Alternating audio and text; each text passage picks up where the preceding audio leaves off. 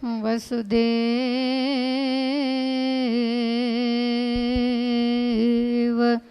સુતં દેવં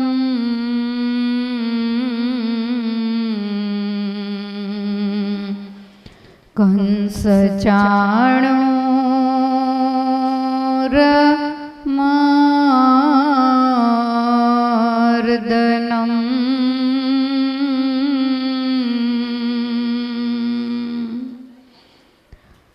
દેવકી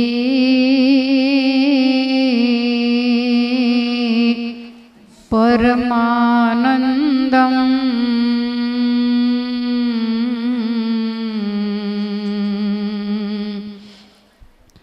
કૃષ્ણં વંદે જગદ્ગુરુમ.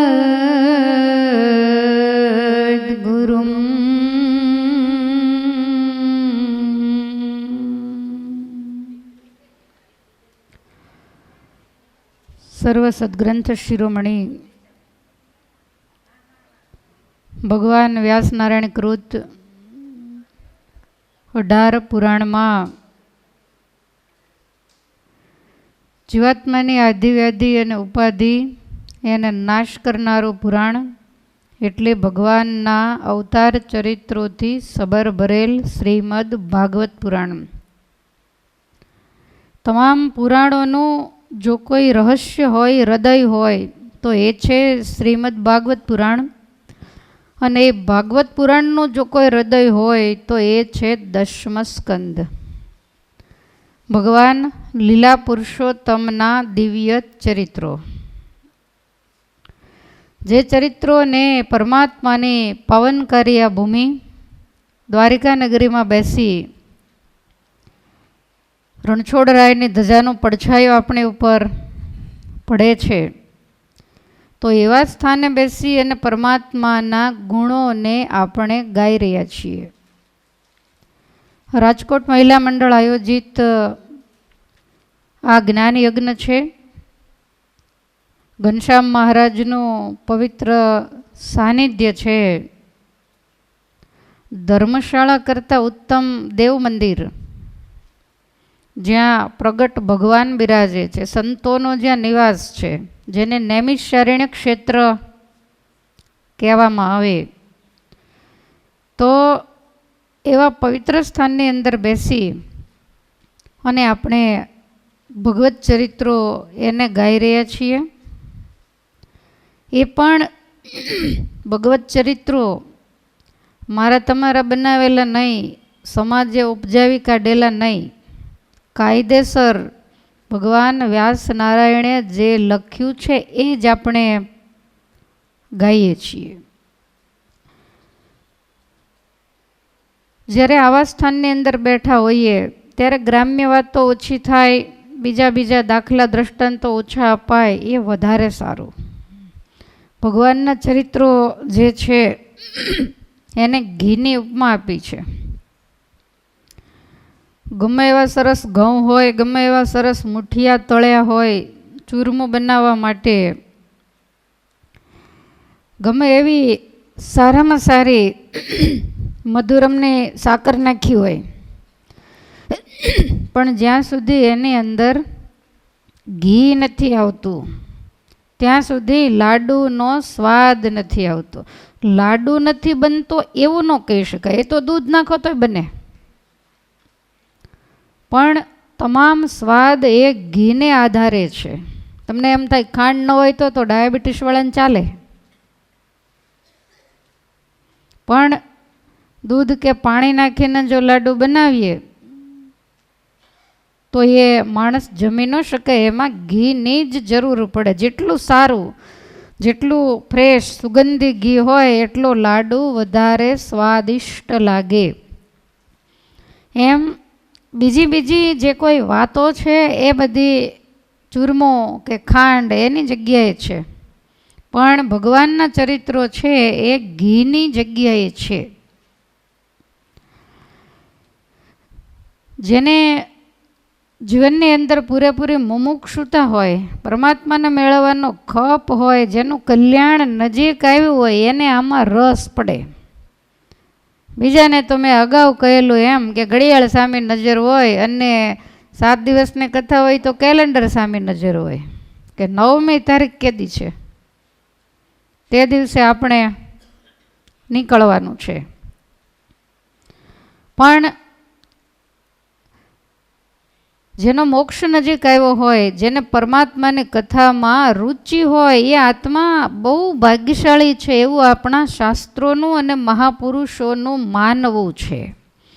કદાચ અત્યારે હું માનું છું ત્યાં સુધી 6.5 થી 7 અબજની વસ્તી હશે આ દુનિયાની. તો એમાં પરમાત્માને માર્ગે ચાલનારા કેટલા? તો એમને એમ કંઈ આ માર્ગે ચલાતું નથી. હરિનો માર્ગ છે શુરાનો, નહીં કાયરનો કામ. આ કાયરો કી કારસ્તાની નહીં, એ તો વીરો કી મેજબાની હૈ. 100 માથા જાતા સોંઘા છોગાળા, તો એક શિર કે વાસ્તે ક્यों ડરત હૈ ગમારા. આ પરમેશ્વરને માટે કદાચ 100 માથા આપવા પડે ને તોય એ સોંઘા છે. તો આપણે કેટલા દેવાના છે? તમે બધા મનથી અહીંયા જ છો કે આમ ટ્રેનની કઈ રાહે છો? કે બહુ સારા દર્શનને સ્નાન કરીને આવ્યા છો એટલે ભાવ સમાધિમાં ઉતરી ગયા છો? ગયા તા ને દર્શન કરવા? ક્યાં ક્યાં જઈ આવ્યા? દ્વારકાધીશના દર્શન કર્યા, પછી ગોમતીજીમાં સ્નાન કર્યું, પછી ઘનશ્યામ મહારાજના ત્યાં આપ મંદિરે સરસ ત્યાં બપોર ચડી ગયા. બીજે ક્યાંય ગયા તા? ક્યાં ગયા તા? હમણાં કથા આવશે ત્યારે તમે યાદ કરજો, બરાબર? તો પરમાત્મા કરોડો જીવાત્માઓના કલ્યાણને માટે સાગર બેટની અંદર સુવર્ણની નગરી વસાવી નિવાસ કરીને રહ્યા છે. કેટલું રહ્યા ભગવાન દ્વારિકામાં? 6 વર્ષ, 100 વર્ષ, પૂરેપૂરા 100. કારણ કે જેને 6 ખબર ન પડે ને એ 6 નહીં 100 કે. તો ભગવાન 100 વર્ષ સુધી આ ધરતીમાં રહ્યા. તમને આમ અહેસાસ થાય આ ધરતીના રચકણમાં કાંઈ કે ન થાય? હૃદયની અંદર પરમ શાંતિ થાય. પરમાત્મામાં જો પ્રીતિ ન હોય, મોક્ષભાગી આત્મા ન હોય, કોઈ સાધુ સંતોનો યોગ ન હોય ને કર્મની કઠણાઈ હોય, તો દ્વારિકામાં પ્રોપર રહેતા હોઈએ તોય અશાંતિ જ હોય. અને જો ભગવાનની આપણા ઉપર કૃપા હોય તો જ્યાં જઈએ ત્યાં તમે છપૈયા જાઓ, વ્રજમાં જાઓ, મથુરા જાઓ અને દાદાના દરબારમાં જાઓ તો પૂછો જ નહીં. કારણ કે આ બધા જ જે રજકણો છે એ ધરતી ઉપર ભગવાન અડવાણે ચરણારવિંદે હર્યા ફર્યા છે, વર્ષો સુધી રહ્યા છે, એની સાક્ષી પૂરે છે. આજ પણ એની અસર આપણને ત્યાં પગ મૂકીએ તો આપણને અસર દેખાય કે અહીંયા કાંઈક છે ખરું. તો ભગવાનના 16,108 પટરાણીઓની સાથે લગ્ન થયા. પરમાત્માને ત્યાં 1,61,080 બાળકો છે. એ બધા પાછા જેમ તેમ નહીં, બધા ભણી ગણીને મહાવિદ્વાન બનેલા છે. અષ્ટપટરાણીઓને ત્યાં જે 10-10 પુત્રો છે એના વ્યાસ ભગવાને નામ લખ્યા, પછી બધાના લખે તો ઉત્તરાર્ધ આખો એમ જ પૂર્ણ થઈ જાય. હવે રૂક્ષ્મણીજીનું જ્યારે ભગવાને હરણ કર્યું ત્યારે એમના રૂક્મિણીના ભાઈ એવા રૂકમી એ પાછળ આવેલા. ભગવાને એને ભદ્ર કર્યો, પછી ભોજકટ નગર વસાવીને રહ્યો. પછી વર્ષો ગયા ત્યારે રૂકમીને એવું થયું કે દ્વારકાધીશ તો ઠીક છે, પણ મારી એકની એક બહેન અને હું મોટો છું, તો મેં એની સાથે સંબંધ બગાડ્યો. હવે તમે જુઓ ગોઠવણ કેવી કરી છે. જ્યારે ભગવાન રૂક્ષ્મણીજીને લઈને ગયા ત્યારે રૂકમણીઓ સૈન્ય લઈને પાછળ આવેલો અને ભગવાને તલવાર કાઢેલી જ મારવા માટે. રૂક્ષ્મણીજીએ ના પાડી અને સામે બલરામજીએ પણ ના પાડી, કારણ કે આ રૂકમૈયાનું મોત બલરામજીના હાથે હતું. એટલે બલરામજીએ કીધું હશે કે તું રહેવા દે, જ્યારે મેળ આવશે ત્યારે મારા હાથે એનું મૃત્યુ. એટલે તે દિવસે જીવ તો છોડી દીધેલો. એ બોજકટ વસાવી અને મહુવા પાસે રહેલો, ભાદરોડ ગામની અંદર. અને પછી વર્ષો જતા એને મનમાં એમ થયું કે મારી બેન સાથે મારે સંબંધ બગાડાય નહીં. બગડ્યો તો છે પણ એને સુધારવો જોઈએ. એટલે રૂકમીએ પોતાની પુત્રી હતી રૂક્ષ્મવતી, તો એને રૂક્ષ્મણીના જે પુત્ર પ્રદ્યુમ્ન એની સાથે પરણાવે. ક્ષત્રિયોની અંદર મામા ફઈમાં સંબંધ થતા હોય તો એ ન્યાયે એમને ત્યાં એ રૂક્ષ્મવતી પરણાવીને એને ત્યાં અનિરુદ્ધ નામે પુત્ર થયા. રાજાએ પૂછ્યું કે રૂકમી ભગવાનનો શત્રુ હતો ને તો એ કન્યા કેમ દીધી? તો રૂક્ષ્મવતીનો જ્યારે સ્વયંવર હતો ત્યારે રાજાઓને યુદ્ધની અંદર જીતી અને પ્રદ્યુમ્નએ રૂક્ષ્મવતીનું હરણ કરેલું. પણ રૂકમૈયાને એમ થયું કે હવે જે થયું તે આમાં મારે સમાધાન થઈ જશે. એટલે એણે કાંઈ વાંધો ઉઠાવેલો નહીં. અને પછી દ્વારિકાથી જાન તેડાવી. કોણે? રૂકમૈયાએ એની દીકરી પોતાના ભાણેજ સાથે રૂક્ષ્મણીજીના પુત્ર સાથે પરણાવવા માટે. આ છેલ્લો દિવસ છે, મારે તમને યાદી વારે વારે આપતું જવું પડશે ક્યાં આવ્યા એમ. તો જાન જોડીને આવ્યા એટલે જાનમાં ભગવાન પણ આવ્યા, બલરામજી હોય, રૂક્ષ્મણીજી હોય, બધા બોજકટ નગરીમાં આવ્યા. અને વિવાહની અંદર ઘણા બધા રાજાઓ આવેલા. તો જૂના જમાનામાં એવો નિયમ હશે કે જુગારની બાજી સામસામે રાજાઓ રમતા હોય. એટલે બધા રાજાઓએ રૂકમૈયાને એવું કીધું કે તમે શિશુપાળને તમારી બેન દીધેલી. કેટલા મોટા મોટા રાજાઓને તેડાવેલા. અને આ બલરામ અને કૃષ્ણએ એ વખતે તમારી કિંમતના કાંકરા કરેલા. તો અત્યારે તમારી દીકરીના લગ્નમાં એટલા બધા રાજા મહારાજાઓ આવ્યા છે તો એની કિંમત જાય ને એવું તમે કંઈક કરો. આ બધા ચડાવનારા ખ્યાલ આવે છે? દુનિયા મહારાજા વચનામૃતમાં બહુ સરસ શબ્દ લખ્યો. મહારાજ કે કોક તો કહેશે જે કૂવામાં પડી, તો કોકના કહેવા કરીને થોડું કૂવામાં પડે. આપણે આપણી હોય એ બુદ્ધિ તો કોક ગમે તે માર્ગે ચડાવે. આપણે શું કરવું એ આપણે વિચારવું જોઈએ. બહુ વિચારી વિચારીને પગલાં માંડવા જોઈએ. બાકી દુનિયા તો આપણને ક્યાંય ને ક્યાંય ચડાવી દેવા બેઠી છે. એટલે આ બધા રાજાઓ જે પાપી હતા એ બધાએ રૂકમૈયાને ચડાવ્યો કે તું શ્રી કૃષ્ણની સાથે તો નહીં, એ બહુ સીધા છે, પણ બલરામજીની સાથે આ બાજી રમી અને એને હરાવી દે. એટલે બલરામજીને કીધું કે ચાલો આપણે સામ સામે રમવાનું. બલરામજી કે કાંઈ વાંધો નહીં. અને તરત જ એ બાજી ખેલવા માટે બેઠા. પહેલી બાજી જે રમ્યા એમાં રૂકમી જીત્યો. એટલે બધા રાજાઓ તાળીઓ પાડી અને બલરામજીની હાંસી કરવા લાગ્યા. અને પછી બીજી, આમાં તો કેટલાની બાજી માંડી બધું લખ્યું છે, પણ વળી તમને એમ થાય તો આપણે શું વાંધો. એટલે જેટલું ઓછું બોલાય એટલું. આમ તો હું આ કથા ક્યારેય લેતી જ નથી, પણ આ તો દ્વારિકામાં બેઠા હતા તેમ થાય જરીક આચમન કરતા જઈએ. હવે એ જે બાજી બીજી માંડી એમાં બલરામજી જીત્યા. અને છતાંય રૂકમી કપટ કરીને કહે છે કે હું જીત્યો છું. અડખે પડખેના રાજા હતા એ બધાએ કહે છે કે નહીં, રૂકમી જ જીત્યો છે.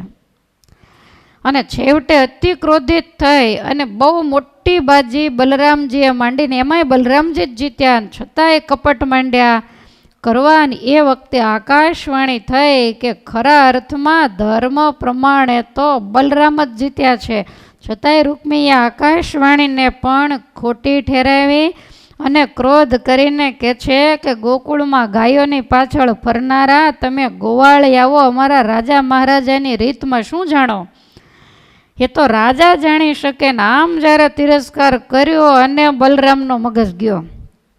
બલરામજી બાજી એક બાજુ મૂકી અને ઊભા થયા રૂકમૈયાના રાજમહેલને. બહુ મોટા દરવાજા લોઢાના ભૂંગળ હતા. એક જ આંચકો મારીને ભૂંગળ કોના ઘેરે?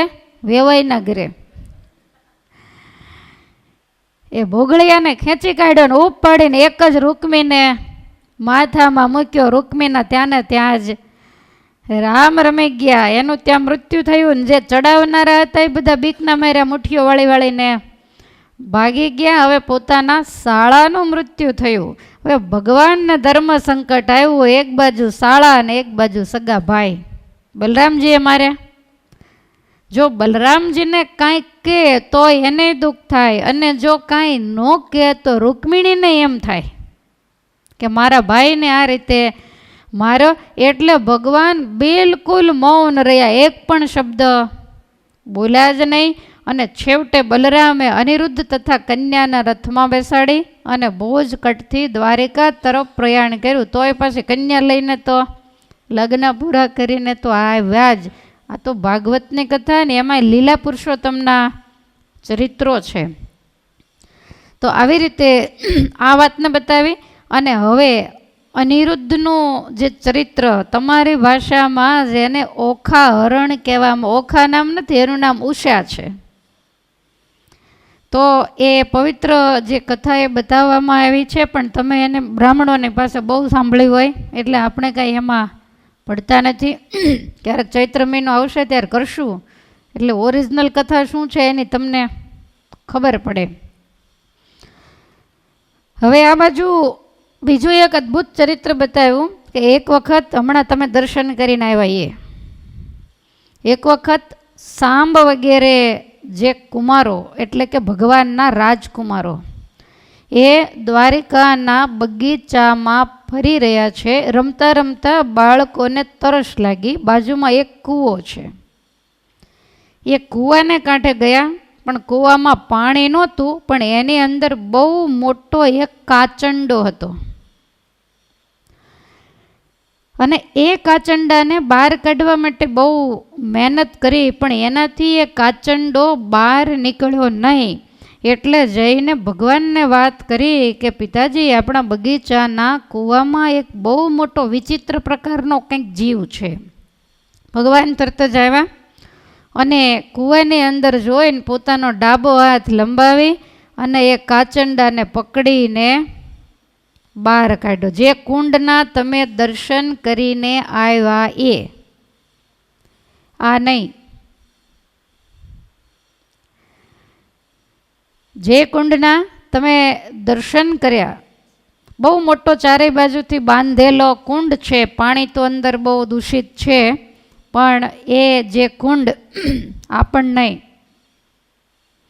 ખબર વગરના હું બતાવો. કુંડ તો બોલું છું, આ તો કૂવો છે. આવડાને બધાને એમ થાય શું હશે મામલો. બહુ સારું છે તમારી ઉપર એલઈડી નથી. અને આમ એમ થાય કે હોય તો સારું, એલઈડી હોય, અંદર કાંઈ પણ દ્રશ્ય દેખાય. અને હું બધી કથાઓમાં ખાસ જોઉં કે એલઈડી હોય ને એ લોકો ઊંઘે ઓછા, કારણ કે સભા વારે વારે આ લોકો બતાવે તે પોતાની જાતને જ ગોતતા હોય કે હું ક્યાં છું.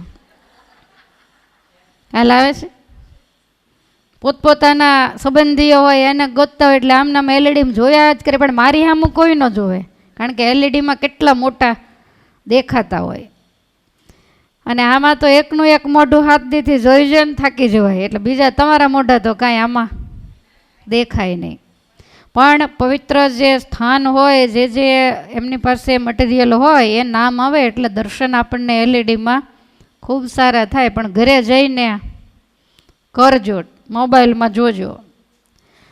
તો એ કૂવામાં પરમાત્માએ હાથ લંબાવ્યો અને એ જીવને બહાર કાઢ્યો ને બહાર જ્યાં મૂક્યો એ જ વખતે સરસ મજાના વસ્ત્ર અલંકારો રાજ મુકુટથી સજ્જ એવો રાજા બની અને સામે ઊભો રહ્યો. ભગવાન તો તનકી જાણે મનકી જાણે, છતાંય ભગવાને મનુષ્ય લીલા કરતા એને પૂછ્યું કે તું છો કોણ અને આ કાચંડાનું શરીર તારે કેવી રીતે આવેલું. ત્યારે રાજા કહે છે કે નૃગો નામ નરેન્દ્રો હમ ઇક્ષ્વાકુ તનય પ્રભો દાનિશ્વાખ્યાયમાનેષુ દાનિશ્વાખ્યાયમાનેષુ यदि ते कर्णमा स्पृशाम यदि ते कर्णमा स्पृशो यदि ते कर्णमा स्पृशाम यदि ते कर्णमा स्पृशो दानी स्वाध्यायमानेषु यदि ते कर्णमा स्पृशाम दानी स्वाध्यायमानेषु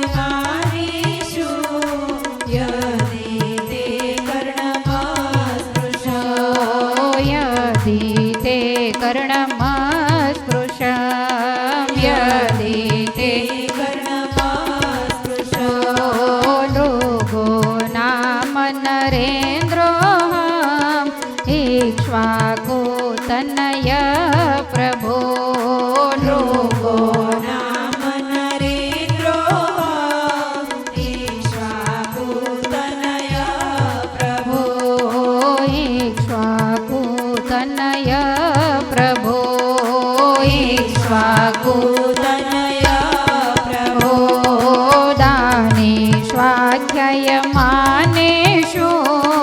यदि ते कर्णमा स्पृशाम दानी स्वाध्यायमानेषु यदि ते कर्णमा स्पृशो यदि ते कर्णमा स्पृशाम यदि ते कर्णमा स्पृशाम। એ પુરુષ કહે છે કે મહારાજ હું ઇક્ષ્વાકુ કુમાર નૃગ છું. કદાચ તમે મારું નામ સાંભળ્યું હશે. હું ગૌદાન ખૂબ જ કરતો. એમાં સોમ શર્મા નામનો એક બ્રાહ્મણ એ મારે ત્યાં ગાય લેવા માટે આવ્યો એટલે મેં એને એક ગાય આપી. હવે બન્યું એવું કે એને આંગણે ગાય બાંધી હશે. એ રાત્રે છૂટી ગઈ તો ગાયને તો એવું હોય કે જ્યાં ઘણા ટાઈમથી રહેતી હોય ત્યાં પાછી આવી જાય એટલે ત્યાંથી એ આવી છૂટી અને મારી ગૌશાળાની ગાયો ભેગી ભળી ગઈ.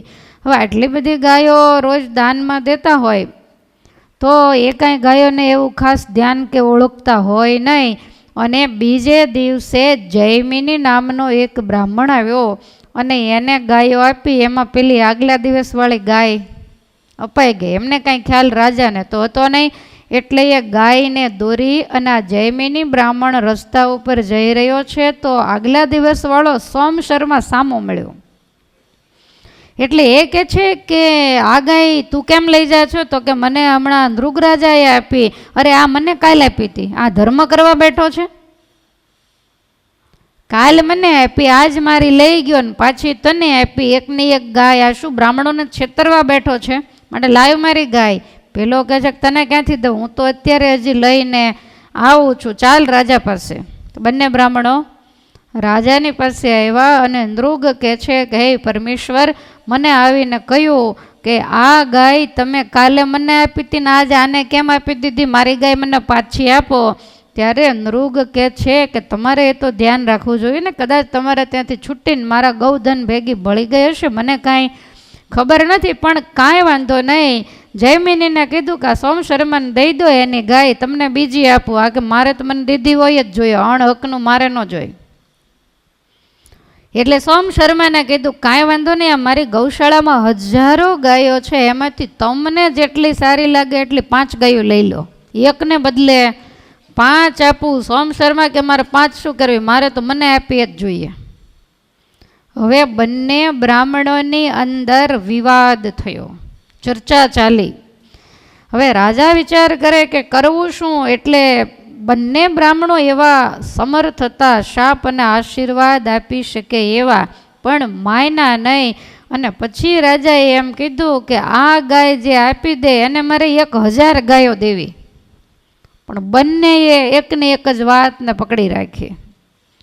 અને છેવટે રાજા કહે છે કે હે પરમેશ્વર, મેં કંટાળીને એવું કીધું કે આજે મેં જેને ગાય આપી છે એને રહી અને સોમ શર્માને કે તમારે ગૌશાળામાં જોઈએ એટલી લઈ લો, હવે મારી આગળ બીજો કોઈ રસ્તો નથી. એટલે જયમિની તો ગાય લઈને જતા રહ્યા અને સોમ શર્માનો મગજ ગયો એટલે એણે તરત જ હાથમાં જળ લઈ અને શાપ આપ્યો કે હે રાજા, મને આપેલું દાન વળી પાછું તે આજ બીજાને આપી દીધું. આવી રીતે તું બધાને છેતરે છે, માટે જા, મારો શાપ છે કે તું ભયંકર કાચંડો થઈ જા. હવે આવું કીધું એટલે રાજા ધ્રુજી ગયા અને પેલો જયમીને તો ચાલતો થયેલો એને પાછો બોલાવ્યો અને એને કહે છે કે ગાય તમને આપી એમાં એણે મને શાપ આપ્યો, માટે હવે કાંઈક મારા ઉપર અનુગ્રહ કરો.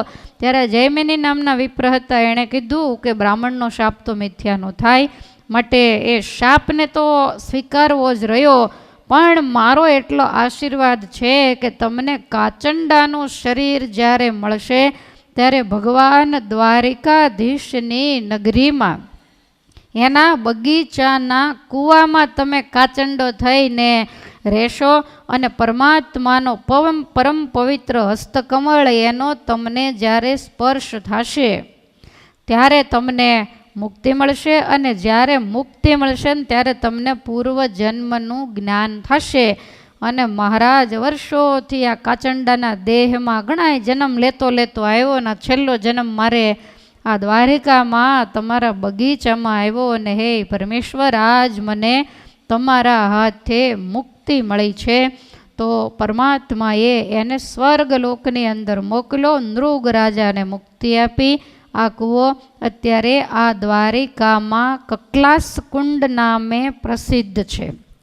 બરોબર દ્વારકાધીશના મંદિરે તમે જાઓ એટલે રોડ ઉપર જ એક કુંડ આવે છે, ને કુંડ એટલે કાંઈ એટલો નાનો નથી, બહુ મોટો, આજુબાજુમાં બધું બાંધકામ વગેરે કરેલું છે. સરસ મજાનો દરવાજો છે, વૃક્ષોની સરસ મજાની ઘેરી ઘટા છે, અને એની વચ્ચે આ કુંડ આવેલો છે જ્યાં નૃગ રાજાને ભગવાને મુક્તિ આપી. એનો કાચંડાનો જન્મ એ ભગવાને ટાળ્યો. વર્ષોથી આપણે ભાગવત વાંચીએ એટલે નૃગ રાજાની કથા તો આવે જ, પણ હવે જ્યારે આ કથા આવશે ત્યારે આપણને એ કુંડની યાદી અને એ જગ્યા આપણને નજરે દેખાશે. તો ભગવાને નૃગને તો સ્વર્ગમાં મોકલી અને પોતાના તમામ દીકરાઓને બોલાવીને ભગવાને બેસાડ્યા અને એવું કહ્યું કે હે દીકરાઓ, યાદ રાખજો, બ્રાહ્મણને ક્યારેય પણ દુઃખી ન કરવા. બ્રાહ્મણનું જે ધન હોય અને કદાચ એ કોઈ પણ રીતે ઓળવી લીધું હોય તો બીજાનું ધન પચે, બ્રાહ્મણનું ધન તો ક્યારેય પણ પચે નહીં. અને હે દીકરાઓ, ઝેર તો ખાનારાનો એકનો જ પ્રાણ હરે, પણ બ્રાહ્મણનું ધન છે ને એ તો કુળનું પણ નિકંદન કાઢી નાખે. અગ્નિને શાંત કરી શકાય, પણ ધનરૂપી અગ્નિને શાંત કરવો એ અતિ કઠણ છે. અને બ્રાહ્મણની સંમતિ વગર જો એનું અન્ન ખવાયું હોય તો 3 પેઢી નરકમાં પડે છે. માટે ભગવાન કહે છે કે ક્યારેય પણ બ્રાહ્મણોને દેવાય તો દેવું, પણ એને ક્યારેય દુઃખી ન કરવા. મારા ભગવાને ખૂબ જ બ્રાહ્મણોનો આ આખા અધ્યાયની અંદર 64મો અધ્યાય છે, એમાં ખૂબ જ મહિમા ગાયો છે. તમામ દ્વારિકાવાસીને ભગવાને આ વસ્તુ સમજાવી.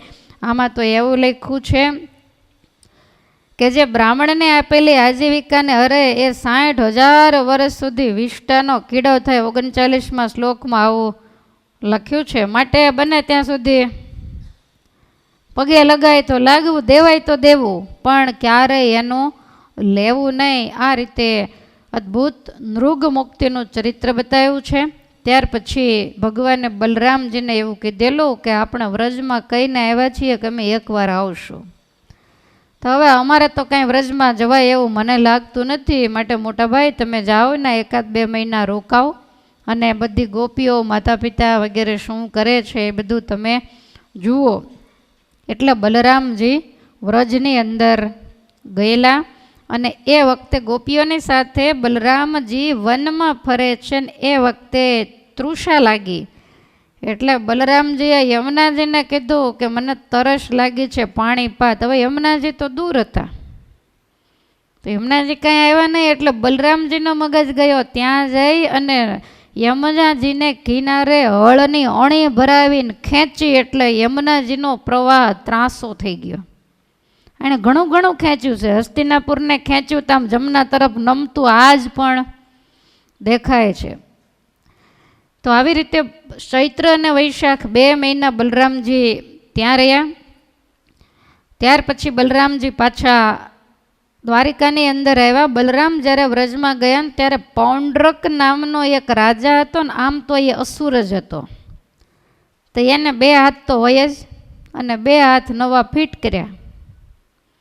અને પછી એવું કહેતો ફરે કે સાચો વાસુદેવ તો હું છું, દ્વારિકાવાળો સાચો નથી, એમ કહી અને એક દૂતને ભગવાનની પાસે મોકલ્યો કે તું તારું વાસુદેવ એવું ખોટું નામ છોડી દે, હું સાચો વાસુદેવ છું, મારી સાથે યુદ્ધ કર.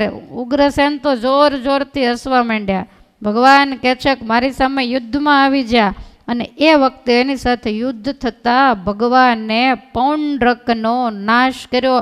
ભગવાન હતા ત્યાં તૈયાર થઈ ગયા હતા, હું ભગવાન છું, તું નથી. તો પછી ભગવાન ગયા પછી થાય એમાં કોઈ આશ્ચર્ય નથી. નિષ્કુળાનંદ સ્વામીએ લખ્યું કે પ્રભુ ગયા પછી બંને એમાં સંશય શિયા સમા સમૂ રહે કહો કેમ જેના રખે વાળ ગયા. ભગવાન જાય પછી તો સરખું રાખવું બહુ અઘરું છે.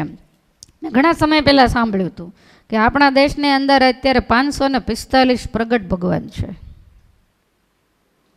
જેને જ્યાં શ્રદ્ધા હોય એને ભગવાન માની અને બધા હવનો ચલાવતા હોય. દ્વારિકાવાળા તો બિચારા ક્યાંય પડ્યા રે કહો. અત્યારે તો પ્રગટનો મહિમા વધારે, મૂર્તિનો મહિમા ઓછો. એટલે ભગવાને પોતાને ભગવાન માને બેઠેલો એવા પૌંડ્રકને દિવ્ય ગતિ આપી છે.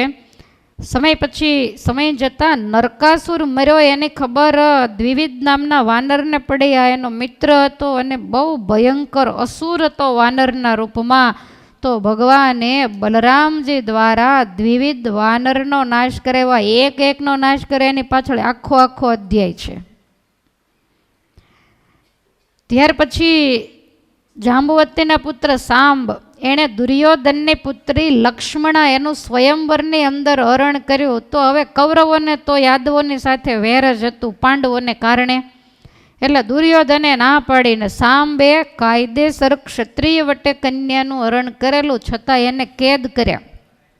અને એ સમાચાર બલરામજીને મળ્યા એટલે બલરામજી હસ્તિનાપુર ગયા અને ત્યાં એણે આખા હસ્તિનાપુરના ડગલાને ઉખાડીને ગંગાજીમાં પધરાવવાનું નક્કી કરીને જ્યાં સહેજ હળની અણી સહેજ આમ ભરાવી આખું હસ્તિનાપુર નગર, કેટલું મોટું, દિલ્હી નહીં, ખ્યાલ આવ્યો? હસ્તિનાપુર ત્યાંથી થોડેક દૂર અને આખું અલગ છે ગંગાજીના કિનારે. દિલ્હી કોના કિનારે છે? યમુનાજીના કિનારે. તો એને આખું જે ડગલું એને ઊંચું કર્યું એટલે આખું શહેર આમ ગંગાજી તરફ નમતું આજે પણ છે. અને તરત જ બધા જ કૌરવોએ ક્ષમા માગી એટલે જે નગર ઊંચું કરેલું હતું એમને એમ મૂકી દીધું. કન્યાને લઈ અને પાછા બધાય દ્વારિકામાં આવ્યા છે. દુર્યોધને પછી રાજી થઈ અને પોતાની દીકરીને દાઈજામાં 1200 હાથી, 10,000 ઘોડા, 6,000 રથ અને 1,000 દાસીઓ આપી આ બધું જ બલરામજીને દ્વારિકાની અંદર પહોંચતું કર્યું.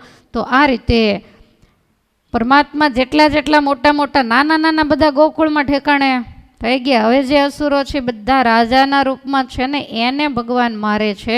હવે એક બીજી અદ્ભુત કથા ભગવાન વ્યાસનારાયણ લખે છે કે નરકમ નિહતમ શ્રુત્વા તથોદ્વાહમ ચ યોષિતામ કૃષ્ણે નૈકેન બહવીનામ કૃષ્ણે નૈકેન બહવીનામ તદ્દિદ્રક્ષુસ્મ નારદ તદ્દિદ્રક્ષુસ્મ નારદ તદ્દિદ્રક્ષુસ્મ નારદ તદ્દિદ્રક્ષુસ્મ નારદ કૃષ્ણે નૈકેન બહવીનામ તદ્દિદ્રક્ષુસ્મ નારદ કૃષ્ણે નૈકેન બહવીનામ તદ્દિદ્રક્ષુસ્મ નારદ તદ્દિદ્રક્ષુસ્મ નારદ તદ્દિદ્રક્ષુસ્મ નારદ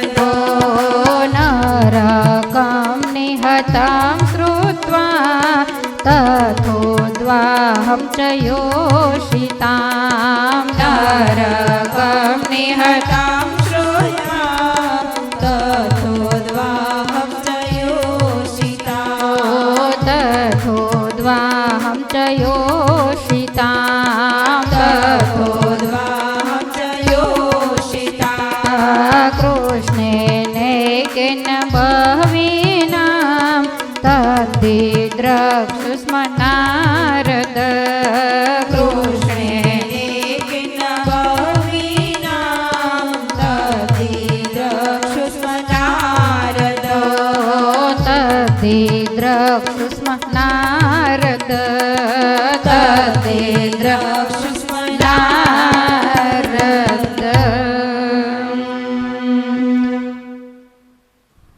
નરકમ નિહતમ શ્રુત્વા નરકાસુરને માર્યા પછી ભગવાને 16,108 કન્યાઓને એના પંજામાંથી છૂટી કરી અને એની સાથે પરમાત્માએ લગ્ન કર્યા. આ વાત નારદજીને કાને ગઈ તો નારદજીને ઉપાધિ મંડી થવા કે આટલે બધીને ભગવાન કેમ સાચવશે. ભગત ખરા ને, ભગવાનને ભગતની ઉપાધિ થાય ને ભગતને ભગવાનને ઉપાધિ થાય, પણ ભગવાનની ઉપાધિ કરે એવા ભગત નારદજી જેવા કોક જ હોય.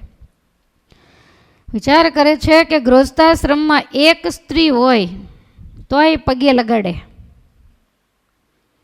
તો આટલી બધી 16,108 એને પરમાત્મા કેવી રીતે સાચવતા હશે. બધાને ત્યાં એક એક દિવસ રહેવાનો વારો કરે તો જિંદગી પૂરી થઈ જાય તો અત્યારે ભગવાનની પોઝિશન કઈ હશે એવી નારદજીને ચિંતા થઈ. એટલે એક દિવસ તો હિંમત કરીને વહેલા 4 વાગે ઉઠીને નારદજી દ્વારકા પહોંચ્યા અને તપાસ કરવા માટે ભગવાન છે ક્યાં. પહેલાં રૂક્ષ્મણીજીના મેલે આવ્યા. 4 વાગ્યાનો સમય ભગવાન જાગીને પોતાની શૈયામાં બેસી અને ધ્યાન કરે છે. કરો છો કે નહીં તમે બધા કે ઉઠીને ભાગો? પથારીમાં જાગ્યા પછી બેસી અને 1 મિનિટ 2 મિનિટ 3 મિનિટ જેવો તમારે ટાઈમ ઊંઘ આવી જાય તો અડધી કલાક પણ ભગવાનની મૂર્તિને સંભાળવી. ઘણા કંઈ સવારના પોરમાં ધ્યાન કરતા એ બધું ન ફાવે તો ધ્યાન ધર ધર્મના પુત્રનું આ પદ તો આવડે ને. એક બોલી જાવ એટલે એમાં આખી મૂર્તિનો ધ્યાન આવી જાય ને આખું બોલતા 2 જ મિનિટ થાય. તો પરમાત્મા પથારીમાં બેસીને ધ્યાન કરે છે. ખૂબ અંધારું છે એટલે નારદજી જલ્દી પગથિયા ઉતરી ગયા મહેલમાંથી અને જાંબુવંતીજીના મહેલે ગયા. ત્યાં ગયા તો ભગવાનને ધ્યાન પૂરું થયું છે. હવે સ્નાનાગારમાં જવાની તૈયારી કરે છે દાંતણ કરવા માટે. એટલે ત્યાંથી એ નારદજી ભાગ્યા કાંઈ છે. ત્યાંથી સત્યભામાના મેલે ગયા તો પરમાત્મા સ્નાન કરી રહ્યા છે. નારદજી વિચાર કરે કે કેટલા રૂપ લીધા હશે. ત્યાંથી ગયા બીજા મેલે જાય, ત્રીજા મેલે જાય. ક્યાંક પૂજા કરતા હોય, ક્યાંક શાસ્ત્રનું અધ્યયન કરતા હોય, ક્યાંક જપમાળા લઈને જપ કરતા હોય, ક્યાંક યજ્ઞમાં આહુતિ આપતા હોય, કોઈક જગ્યાએ ભગવાન બ્રાહ્મણોને દાન કરતા હોય, ક્યાંક વળી બાળકોને રમાડતા હોય, ક્યાંક બધા સેવકોને બેસાડીને એના મનમાની વસ્તુઓ ભેટ આપતા હોય, ક્યાંક રાણીઓ ભગવાનને શણગાર સજતી હોય, ક્યાંક પરમાત્મા સવારનો નાસ્તો કરતા હોય. આવી રીતે નારદજી ઘણા બધા મેલે. હવે ત્યાંથી લિફ્ટ નહોતી, પગથિયા ચડી ચડી નારદજીના પગ થાંભલા થઈ ગયા. ભગવાનને રાજ કચેરીમાં જવાનો સમય થઈ ગયો અને છેલ્લા મેલે જ્યાં ગયા ને ત્યાં ભગવાનને પકડ્યા. ભગવાન નારદજીને કહે અવતારે શાંતિ લેવી છે કે નહીં? નારદજી માંડ્યા હાથ જોડવા કરે. મહારાજ એમ કેમ કે તો કે 4 વાગ્યાનો મારી પાછળ પડ્યો છે. એક પછી એક મહેલના પગથિયા ચડ ઉતર તે દારી છે શું? નારદજી કહે છે કરે મહારાજ એવું કાંઈ નથી, પણ મને કેટલાય દિવસથી ઉપાધિ હતી કે તમે બધાય રાણીઓની સાથે બધાયના મેલે કેમ રહેતા હશો. ભગવાન કે જોઈ લીધું ને? તો કે હજી થોડાક જોયા. ભગવાન કે બધા એ જ પોઝિશન છે, જ્યાં જઈશ ત્યાં હું હોઈશ. અને નારદ તમે જો મને નહીં ઓળખો તો દુનિયામાં બીજું કોણ ઓળખશે? માટે હવે તમે તમારું કામ કરો અને અમારા ગ્રસ્તના ઘરમાં તમે હાથ ન નાખો. અમે બધા અમારું સંભાળી કેપેસિટી વિચારીને જ અંદર જંપલાવ્યું હોય. કેમ લાગે તમને? અમારે કાંઈ તમારી ઉપાધિ કરવાની જરૂર, તમારે સંસારીએ સંસારમાં કેમ રહેવું એ અમારે શીખવાડવાની જરૂર નથી. બધાને ખબર જ હોય તો જ અંદર પડ્યા હોય. પણ સંસારમાં રહીને તમારે વિરક્ત કેમ રહેવું ને ભગવાન કેમ સંભાળવા એ શીખવાડવું એ અમારી ફરજ છે. તમારા સ્વભાવ પ્રકૃતિ તમારા સંસારની અંદર કાંઈક મુશ્કેલીઓ ઊભી કરતા હોય તો એને ટળાવવા કેવી રીતે, તમારે કેવો સ્વભાવ રાખવો, કેવી રીતે સ્વભાવ સુધારવો એ વસ્તુ શીખવાડવાની જવાબદારી અમારી છે. એટલે ભગવાન કહે છે કે નારદ તું ચિંતા કર્યા વગર તું તારો વીણા લઈ અને નારાયણ નારાયણ કર, તું ત્યાગી છો અને અમે ગૃહસ્થ છીએ. નારદજી કે મહારાજ હવે ક્યારેય નહીં આવું, આ તો મને કેટલાય ટાઈમથી વિચાર થતો અને મારે કાંઈ ભજન થતું નહીં તમારી ઉપાધિમાં, મને એમ થયું જોઈ આવું જ.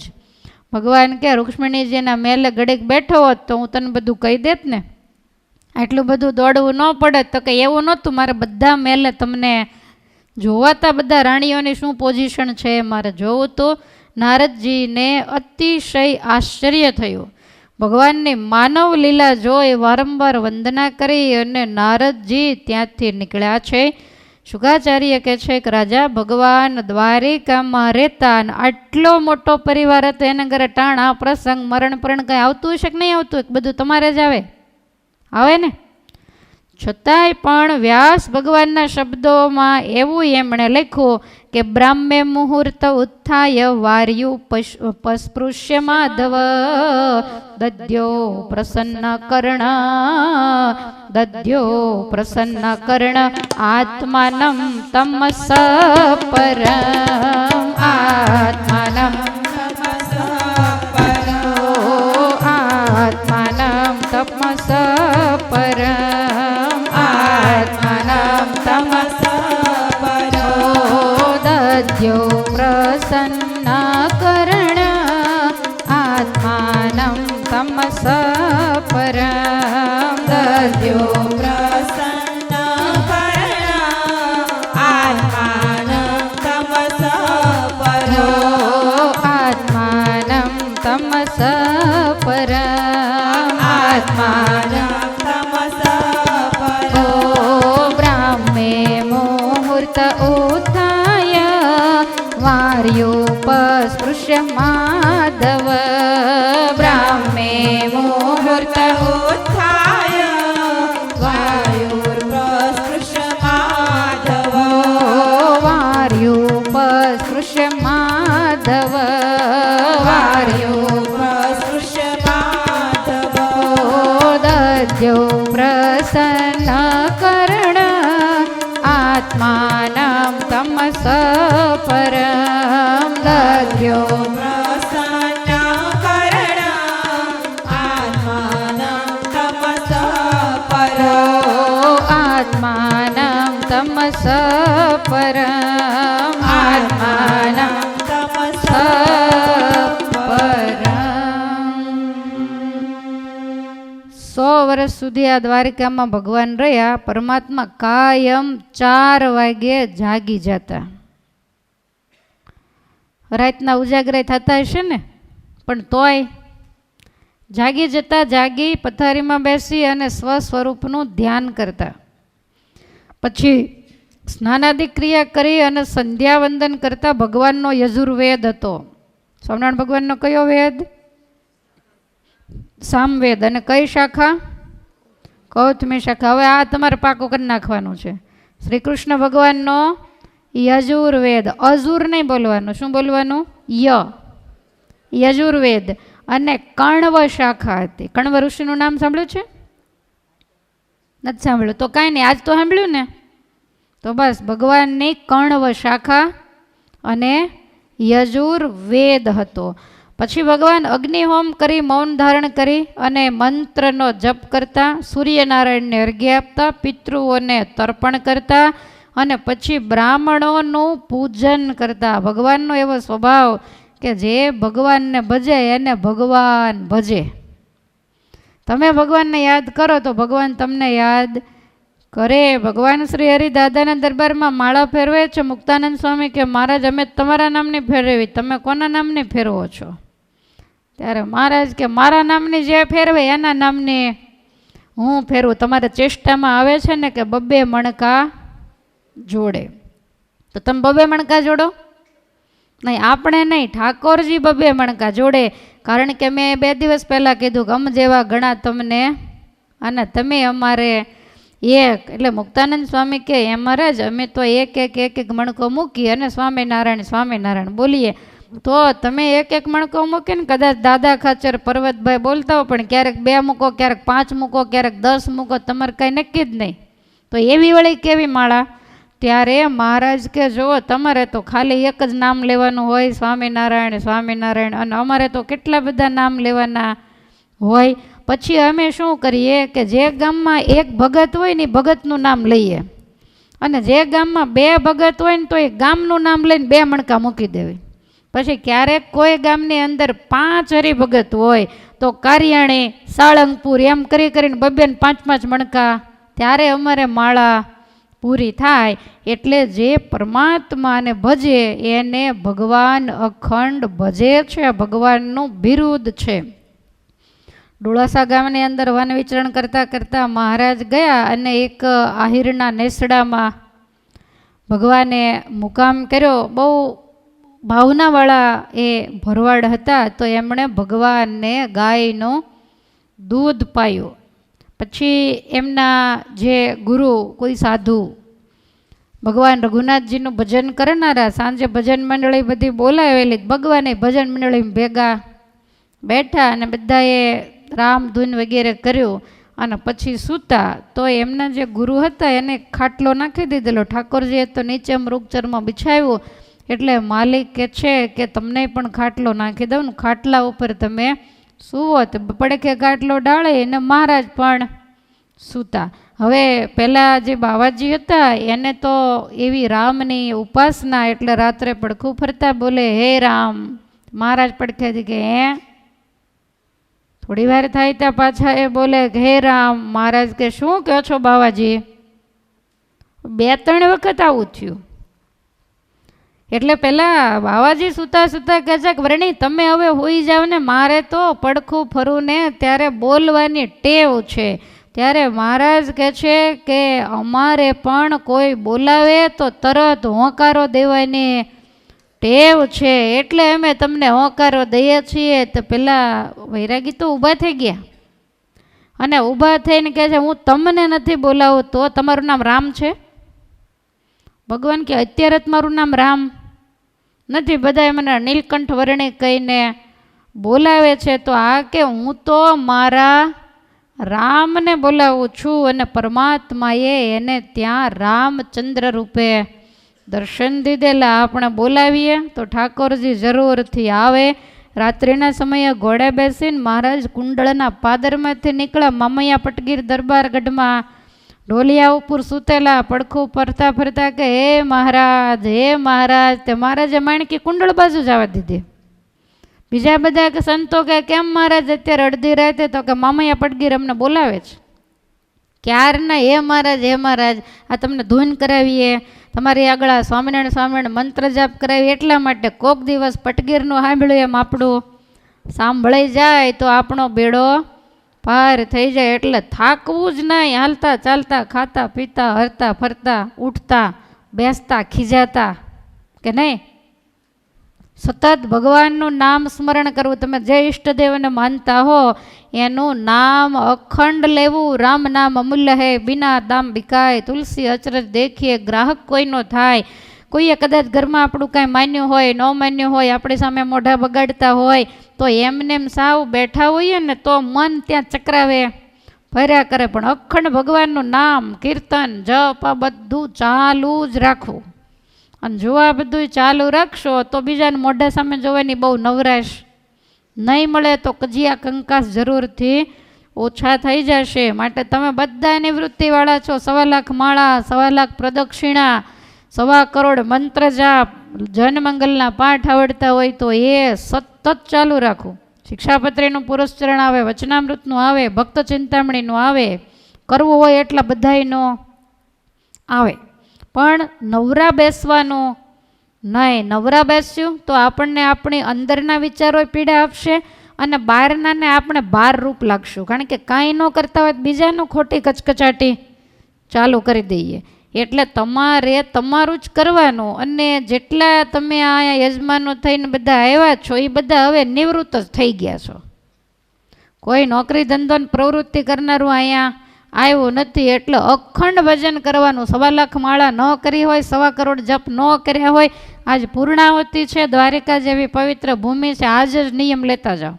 ડાયરી રાખવાની, રોજે રોજનું લખી લેવાનું. પૂરું થાય એટલે એનું પુરસ્ચરણ દશાંશ હોમ જેને કહેવામાં આવે એ કરવાનો હોય. એ કરાવવાની જવાબદારી અમારી, પણ જપ ને માળાની બધું કરવાની જવાબદારી તમારી. રાજકોટમાં સરસ મજાની બોરડી છે, બોરડીની 1.25 લાખ પ્રદક્ષિણા થાય. લક્ષ્મીનારાયણ દેવ બિરાજે છે તો એની પણ 1.25 લાખ પ્રદક્ષિણા થાય. પગે હારા રે બે વાત, રોજ 50 થાય, 100 થાય, જે આપણાથી થાય એ કરવી. લક્ષ્મીનારાયણ દેવ મોટા પડતા હોય, બોરડી કાંઈ એટલી બધી મોટી નથી, જલ્દી પૂરું થાય. મહામુક્ત છે અક્ષરધામનો, એની પ્રદક્ષિણા કરો તો મહારાજની પ્રદક્ષિણા કર્યા બરોબર ફળ મળે, નવરાશ મળે. તો દેવની પાસે બેઠા બેઠા માળા ફેરવીએ, બોરડી નીચે આવીને 5 માળા ફેરવીએ. ભજન કરવું હોય તો સમય ઓછો પડે ને જેને નથી કરવું એ લાંબા પગ કરીને આખો દાડો બગાસા ખાધે રાખે. ઉનાળો આવે તો કે હવે દી બહુ લાંબો થઈ ગયો, પણ તારે કામ ક્યાં ઓછા કરવા માંડ ને. એટલે ભજન માંડજો કરવા. ખાલી દ્વારકા આવીને કથા કરી એમાં ખાટી ગયા નથી. બાકીની જિંદગી રહી એમાં ભજન તો કરવું પડશે ને. જ્યાં સુધી આપણા સ્વભાવ, પ્રકૃતિ, વાસના જે ઊંડે ઊંડે કારણસરની પડી છે એ નહીં ટળે ત્યાં સુધી જન્મ લેવરાવશે. લેવો છે હજી જન્મ? રાજકોટમાં નવા ઘર કર્યા છે? નથી લેવો ને. કર્યા હોય તો પડ્યા, પાછળ જેને રહેવું હોય એ રે, અને ન કર્યા હોય તો કરતાય નહીં. રહ્યા એટલું કાંઈ રહેવાનું છે નહીં. અને પાછળવાળા તો હવનું હવ કરી જ લેવાના. કોઈને માટે કોઈનું કાંઈ પડ્યું રહેતું. તમે નહોતા તોય દુનિયા ચાલતી, આપણે છીએ તોય દુનિયા ચાલે છે. ને કાલ સવારે આપણે નહીં હોય તો બંધ થઈ જશે, સારામાં સારી ચાલશે. માટે બહુ એવો અહમનો દાંડિયો લઈ અને ફર્યા કરવું, હું કરું તો જ થાય, એ વાત બિલકુલ ખોટી છે. માટે તમારે તમારા આત્મકલ્યાણનું સાધન કરી લેવું. પગ તો ગયા છે, હવે અહીંયા બધું ક્યારે બંધ થાય માળખું એ કાંઈ નક્કી નથી. માટે ખૂબ ભજન ભક્તિ કરી લેવા. બીજું યાત્રા આ તે શરીર સારું હોય થાય તો કરવી, એની કોઈ ના નથી. અને નહીતર પછી 68 તીરથ ચરણે કોટી ગયા કાશી એમ માનીને ખૂબ ભજન કરવું. કરશો ને? ઢીલા થઈને બેઠા છો તે. હવે કાંઈ કાનુડો ગોળા ન પડે, એના ઘરે 1,61,000 તો દીકરા છે, હવે ફોડાય ગોળા? હવે તો ભગવાનના રાજસ ચરિત્રો, રાજસ લીલા આવે છે. તો કેટલા વાગે જાગતા ઠાકોરજી? સવારે 4 વાગે જાગી અને ધ્યાન કરે, પિતૃતર્પણ કરે, બ્રાહ્મણોનું પૂજન કરે. બ્રાહ્મણોને બાલમાં ચાંદલો કરી પૂજન કરી દક્ષિણા આપે ને પછી ગાયોને ભેટ આપે. કાયમ ભગવાન, એટલે તો એને ગૌ બ્રાહ્મણ પ્રતિપાલક કહેવામાં આવે છે. ભગવાનને દ્વારિકામાં 100 વર્ષ રહ્યા ત્યાં સુધી આમાં એવું લખ્યું છે આ 70મા અધ્યાયમાં કે દિવસ ઉગે ને રોજ 13,084 ગાયોનું દાન કરતા. આ તો વ્યાસ ભગવાનના શબ્દો છે. અને ત્યાર પછી માતા પિતાને પગે લાગે. લાગે છે તમને કોઈ પગે? કે તમે લાગો?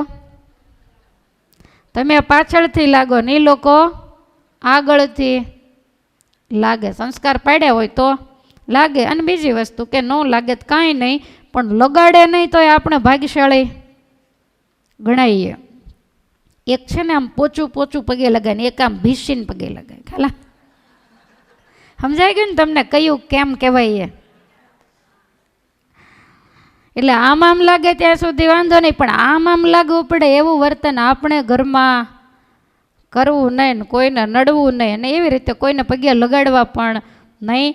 તો ભગવાન માતા પિતાને વંદન કરે પછી શાસ્ત્રોનો અભ્યાસ કરે છે. જોવો તમે, રાજાધિરાજ છે, આટલા મોટા પરિવારને લઈને બેઠા છે, માથાના વાળ જેટલા માથે આ પૃથ્વી ઉપર શત્રુઓ ઝઝૂમી રહ્યા છે, અને છતાંય પરમાત્માનો નિત્ય કર્મ જુઓ. સ્નાન કરી પૂજાપાઠ બધો વિધિ વિધાન કરી દાન કરીને પછી ભગવાન પુરાણ વેદ વગેરે પુસ્તકો લઈ અને એનો અભ્યાસ કરે છે. કાંઈ જરૂર ખરી?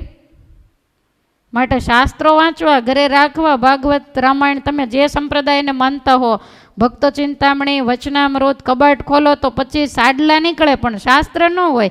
ભક્તો ચિંતામણી કે વાંચવાનું કીધું હોય તો કોકના ઘરે માગવા નીકળે કે પૂરું થાય ત્યારે હું તને દઈ જાય, પણ લઈ લો તો શું વાંધો છે? સત્સંગીના ઘેર લાઇબ્રેરી હોવી જોઈએ પુસ્તકોની, 25-50 પુસ્તકો તો હોવા જ જોઈએ. જો તમે મૂકીને જાશો તો તમારી પાછલી પેઢીને એમ થશે કે મૂકીને ગયા છે કોક દિવસ ખોલીએ. બીજો વારસો એને દેવાની જરૂર નથી. તમે નહીં દો ને તો આંચકીને લઈ લેવાના, પણ આ દેવાની જરૂર છે. એટલે પુસ્તકો ઘરની અંદર વસાવજો. જે સંપ્રદાયને માનતા હોય સાંપ્રદાયિક પુસ્તકો આપણે ઘેર હોવા જ જોઈએ. છેલ્લો દિવસ છે એટલે થોડોક ઉપદેશે ભેગો ભેગો દઈ દઉં.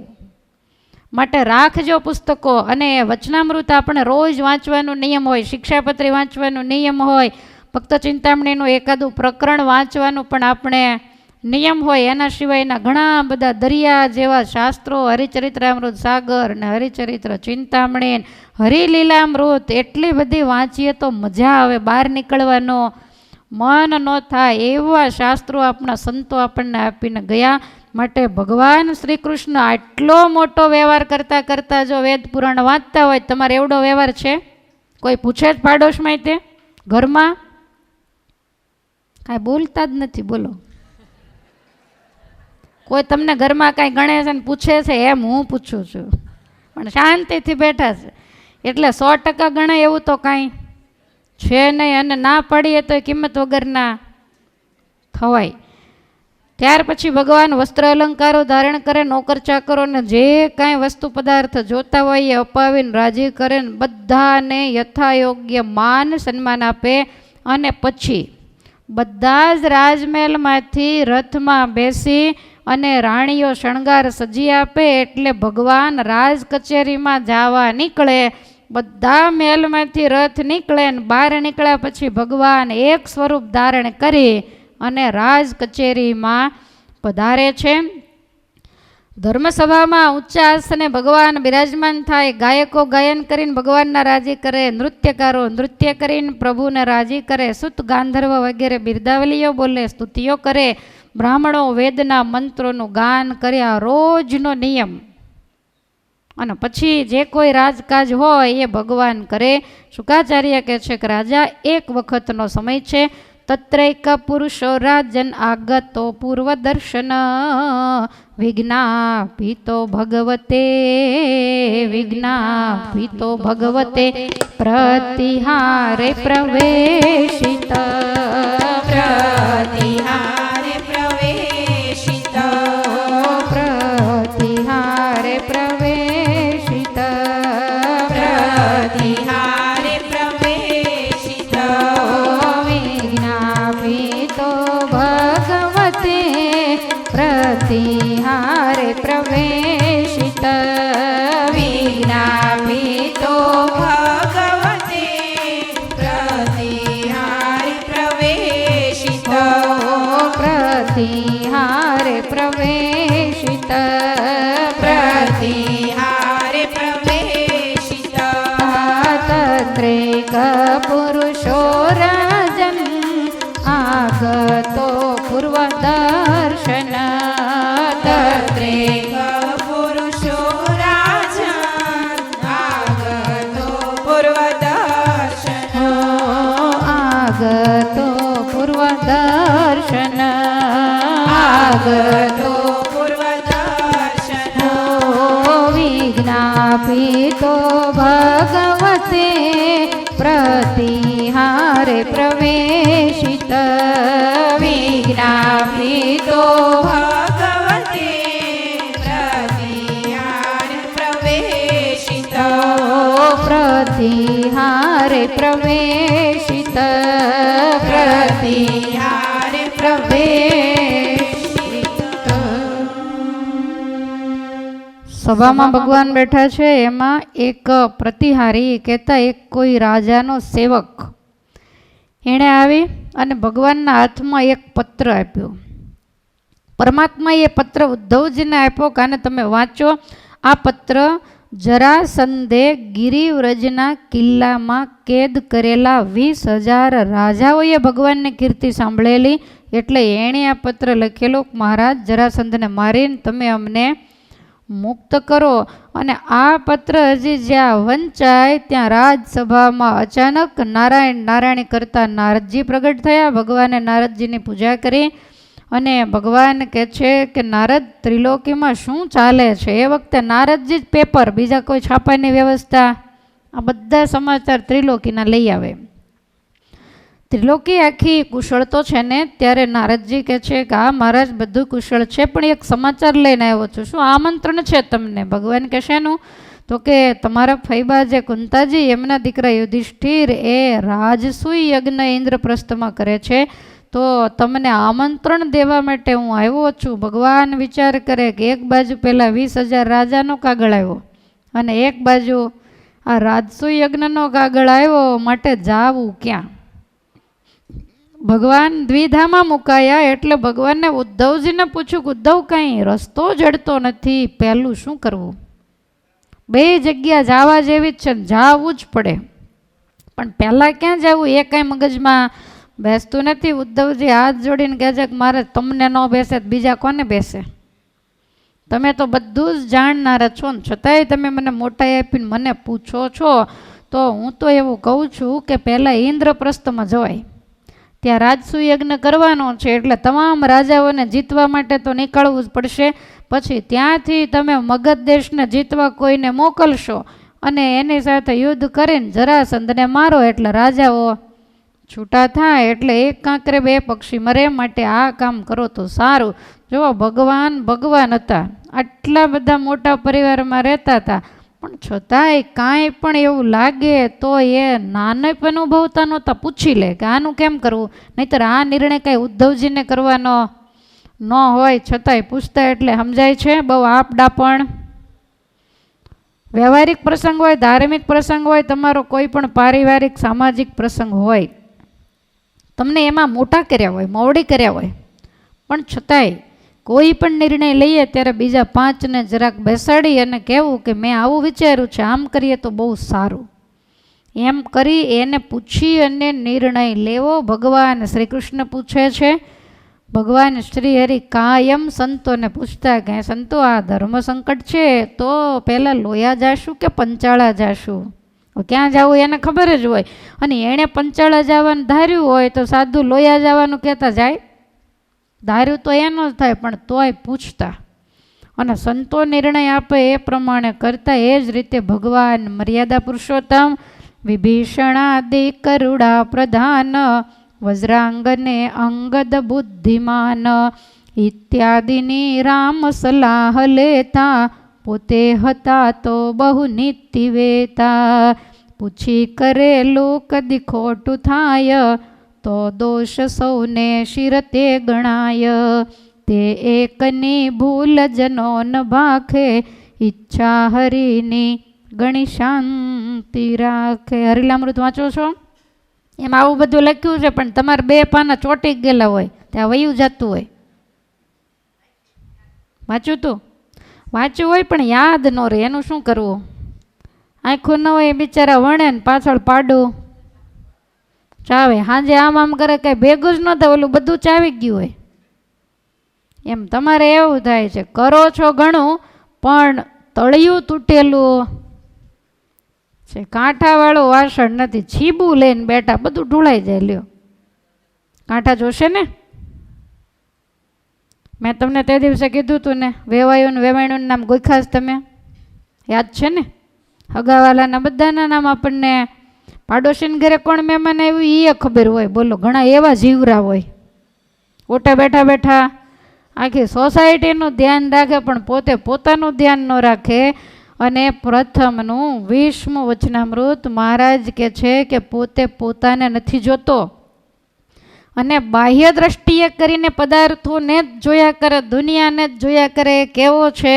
તો મહારાજ કહે છે કે એ મૂર્ખમાં મૂર્ખ છે, એ ઘેલામાં ઘેલો. પછી હું કીધું એ તમને ખબર છે ને? તો આટલો બધો મગજ ક્યારે ભગવાનનો ગયો હશે?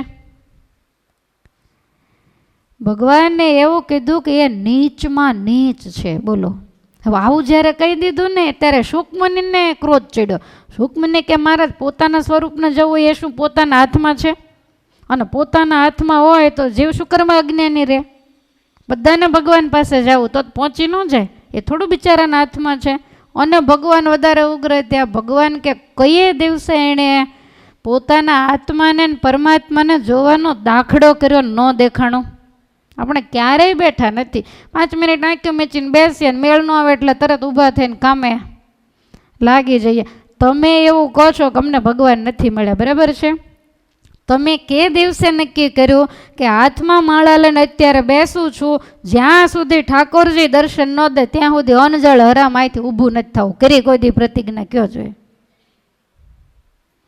અને આ પ્રતિજ્ઞા તમે કરીને તમને અઠવાડિયા 15 દિન દર્શન ન થાય તો ભગવાનનો વાંક છે. બાકી વાંક તો આપણો. મહારાજ કે આ જીવ સ્વપ્ન સુષુપ્તિ અવસ્થામાં બધે અંતદ્રષ્ટિ કરીને ભાતના દુનિયા માત્રના સપના જોવે, પણ અમને જોવાનો પ્રયાસ એણે ક્યારેય પણ આ જન્મે નહીં અગાઉ પણ ક્યારેય કર્યો નથી. એમાં તમે અમારા ઉપર કેમ આકરા થાવ છો?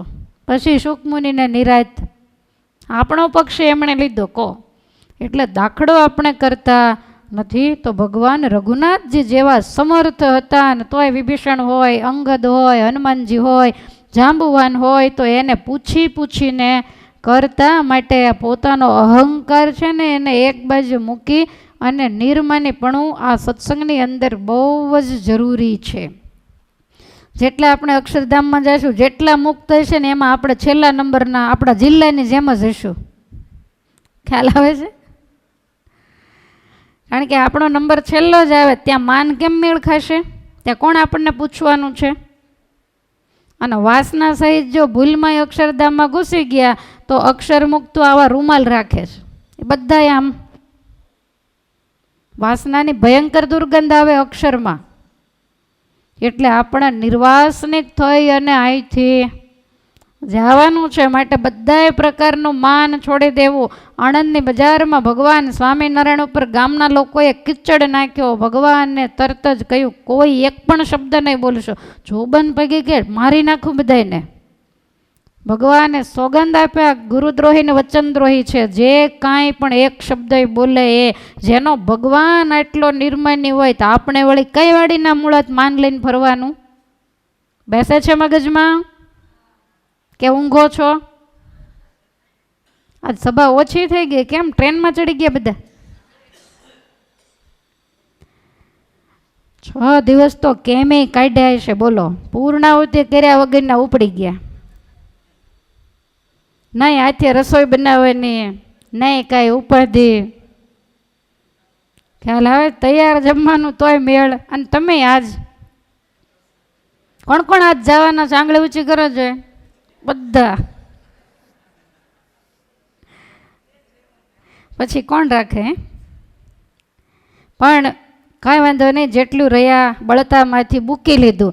365 દિવસ આ વર્ષના હશે, ખબર નથી આગળ ઉપર જતા શું પોઝિશન આવશે. પણ આપણે તો નૂતન વર્ષના 9લા દિવસો, પહેલો જ કાર્તિક મહિનો ચાલે છે અને એમાં આપણે ભજનનું બાથું બાંધી દીધું. ઠાકોરજીને પ્રાર્થના કરીએ કે વર્ષમાં આવા મોકા અમને તમે આપતા રહેજો, અમને એવી સદબુદ્ધિ આપતા રહેજો કે જેથી કરીને અમે સમયનો અને સંપત્તિનો સદુપયોગ હંમેશને માટે કરતા રહીએ. બાકી આ દુનિયામાં વ્યસન ફેશનની પાછળ અબજો રૂપિયાનો લોકો ખર્ચો કરે, પણ પરમાત્માને માટે વપરાણા એટલે આપણા માટે સાર્થક ગણાય. એટલે દુનિયા માટે તો આ નવું વર્ષ 80નું જેવું હશે તેવું, પણ આપણા માટે તો બહુ સારું છે. મુહૂર્ત ખૂબ જ સારું થયું. આ દેશના પવિત્ર 4 ધામમાં એલું આ ધામ, અને એમાંય સર્વશ્રેષ્ઠ એવું ધામ. કારણ કે બીજે બધે ક્યાંય ઠાકોરજી 100 વર્ષ રહ્યા. આ એક જ સ્થાન એવું છે કે મૂર્તિમાન સ્વરૂપે, વળી નાનું ફેમિલી થોડું, કેવડા મોટા પરિવારની સાથે આટલા બધા ધામ છે. ક્યાંય સોનાની દિવાલો ને સોનાની નગરી કોઈ કહેતું. આ એક જ એવી છે કે જે સોનાની નગરી વિશ્વકર્માજીની બનાવેલી, આ દુનિયાથી વિરક્ત અને આમ પણ દુનિયાથી વિરક્ત સાગર બેટમાં બરોબર વચ્ચે ભગવાને નિર્માણ કર્યું. અને ત્યાં રહેવાનો, ભજન ભક્તિ કરવાનો, ચારધામમાં જ્યારે 2-5 વર્ષે એકાદી વાર આવે ને ત્યારે એક વખત રણછોડરાયની ઝાંખી થાય ને દિવસ ઉગે ને રોજ થાય.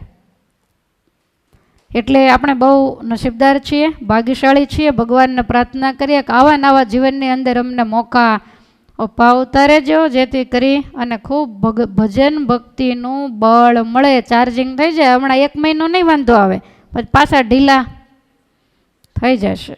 પણ વળી પાછું ક્યાંક જોડાઈ જાવ, બીજું શું. ઓનલાઈન કથાઓ પણ આવતી હોય, પણ ઢીલા પડવું નહીં, મજબૂત રહેવું ભગવાને કીધેલું છે. તો ભગવાનને ધર્મ સંકટ આવ્યું એટલે પૂછ્યું ઉદ્ધવને શું કરવું. ત્યારે ઉદ્ધવજીએ રસ્તો બતાવ્યો કે મહારાજ પહેલાં ઇન્દ્રપ્રસ્થ જઈએ ને ત્યાંથી રાજાઓને જ્યારે જીતવા જઈએ ત્યારે જરાસંધને મારશું અને પેલા રાજાઓને તમે મુક્ત કરજો. ભગવાનને આ વાત બહુ ગમી છે. ભગવાનને યાદ આવી ગયું કે હા, મને 18 વખત એ જીતવા માટે આવેલો, પણ ભીમસેનના હાથે મૃત્યુ એટલે મેં એને મારવાની બલરામને ના પાડેલી. હવે એના મોતના દિવસો નજીક આવી ગયા એવો વિચારી ભગવાન રથારૂઢ થઈ.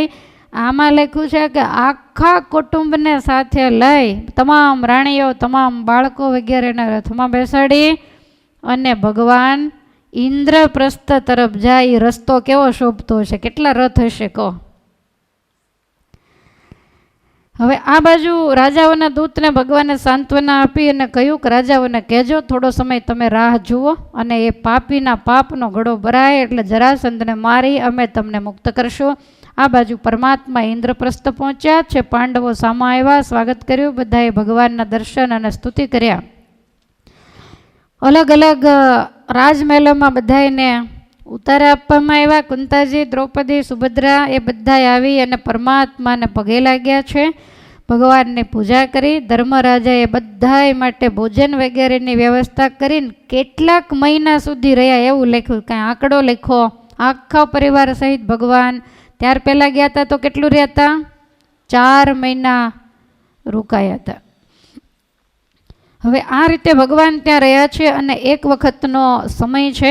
ધર્મરાજા સભાની અંદર બેઠા છે, બધા ભાઈઓ પણ બેઠા છે અને એ જ સભાની અંદર ભગવાન પણ બિરાજમાન છે, બલરામજી છે. અને એ વખતે ધર્મરાજાએ પ્રસ્તાવ મૂક્યો છે કે ક્રતુરાજેન ગોવિંદ રાજસૂયેન પાવની યક્ષે વિભૂતિર્ભવત યક્ષે વિભૂતિર્ભવત તત્સંપાદય ના પ્રભો તત્સંપાદય ના પ્રભો તત્સંપાદય ના પ્રભો તત્સંપાદય ના પ્રભો યક્ષે વિભૂતિર્ભવત તત્સંપાદયના પ્રભો યક્ષે વિભૂતિર્ભવત તત્સંપાદયના પ્રભો તત્સંપાદયના પ્રભો તત્સંપાદયના પ્રભો ક્રતુરાજન ગોવિંદ રાજસૂયન પાવની ક્રતુરાજન ગોવિંદ રાજસૂયન પાવની રાજસૂયન પાવની રાજસૂયન પાવની યક્ષે વિભૂતિર્ભવત તત્સંપાદયના પ્રભો યક્ષે વિભૂતિર્ભવત તત્સંપાદયના પ્રભો તત્સંપાદયના પ્રભો તત્સંપાદયના પ્રભો.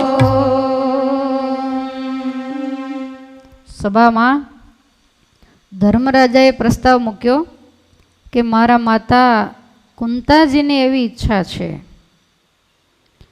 કે મારા પિતા પાંડુ મહારાજા એવી પોઝિશનમાં શરીર છોડીને ગયા છે એટલે એ પ્રેત યોનિને પામ્યા છે. યાદ રાખ્યું? પાંડવો જેવા જેને દીકરા હતા, પણ એ વખતની એની સ્થિતિ કેવી તમે મહાભારતના આધારે જાણો છો કે એને પેલા બ્રાહ્મણનો શાપ હતો અને એટલે પાંડુ મહારાજાનું મૃત્યુ થયું. વાસનાને કારણે અસદગતિને પામ્યા છે. તો કુંતાજીને એવી ઈચ્છા હતી કે એની પાછળ એને મુક્તિ મળે એના માટે કાંઈક કરવું. વ્યાસ ભગવાન આવેલા, કુંતાજીએ બે હાથ જોડીને કીધેલું કે રાજાની મુક્તિ માટે શું કરવું? ત્યારે વ્યાસ ભગવાને કીધેલું કે રાજસુ યજ્ઞ કરો. જેવી કેપેસિટી હોય એવા કામ બતાવે. પાંચેય પાંડવો ધુરંધર, ભગવાનનો સાથ સહકાર એટલે મોટું જ કામ બતાવ્યું. આ રાજસુ યજ્ઞની વાત કરી તો રાજસુ યજ્ઞ કરવો એ કાંઈ સહેલી વાત તો નહોતી. બ્રાહ્મણોને ઉપડે એટલું સોનું દાનમાં આપવાનું, લંકાગઢથી આ બધું લાવવાનું, પાતાળમાંથી સરાવટ મુગટ પેલો મંડપ લાવવાનો, 20,000 બ્રાહ્મણોને ઋષિમુનિઓને બોલાવીને રોજ એને જમાડવાના. બહુ બધી લાંબી વાત છે, જેનું તેનું કામ નહીં, પણ ભગવાનનો સહકાર હતો એટલે થયું. તો ભગવાનને કહે છે ધર્મરાજા કે મહારાજ તો મારી એવી ઈચ્છા છે તો કેમ કરવું? ભગવાન કહે છે કાંઈ વાંધો નહીં, બહુ સારો તમારો સંકલ્પ છે. પિતાને મુક્ત કરવા એ પુત્રની પવિત્ર ફરજ છે. માટે એના માટે તો પહેલાં એક કામ કરવું પડે, તમામ રાજાઓને કબજે કરવા પડે, દેશ જીતવા માટે જવું પડે. અર્જુનને કહ્યું કે તમે ઉત્તરમાં દિગ્વિજય માટે જાઓ, નકુળને પશ્ચિમમાં મોકલ્યા, સહદેવને દક્ષિણમાં મોકલ્યા, બધાને જુદી જુદી દિશાઓમાં મોકલ્યા. બધાએ જઈ તમામ રાજાઓને જીતીને અઢળક દ્રવ્ય લાવ્યા, પણ જરાસંધ જીત્યામાં આવ્યો નહીં. એટલે ધર્મરાજા ચિંતામાં પડ્યા. ભગવાન કહે છે કે અર્જુન તમારા એકલાથી એ નહીં જીતાય ને તમારાથી એનું મોત પણ નથી, માટે આપણે ત્યાં જવું પડશે. અર્જુન કહે છે કે પ્રભુ હવે તમે ભેગા આવો તો થાય, મારું કાંઈ ચાલે એવું લાગતું નથી. ભગવાને અર્જુનની પાસે રથ જોડાયો અને પરમાત્મા રથારૂઢ થયા. ભીમસેનને પણ સાથે લીધા. ભીમસેનને ચાલીને જવાનું, આ બે રથમાં બેસે, ભીમસેન રથમાં બેસે તો રથનું હાલે પાછો. વજન એટલું ને, 100 મણનો લાડુ રોજ ખાય એટલે પાછળ પાછળ ભીમસેન. કોઈ દિવસ તમે મહાભારતમાં નહીં સાંભળ્યો કે ભીમસેન રથારૂઢ થયા. ઓલો જય મંગળ હાથી કેવો બળવાન, ભીમસેન બેઠા ત્યાં તો હાથી બેહી ગયો. આ તો વાયુનંદન હતા અને કેવા મોટા મોટા અસુરો, કોઈનાથી ન મરાય, બધાને ભીમસેન દ્વારા ભગવાને મરાવ્યા. તો આ રીતે આ ત્રણેય નીકળ્યા.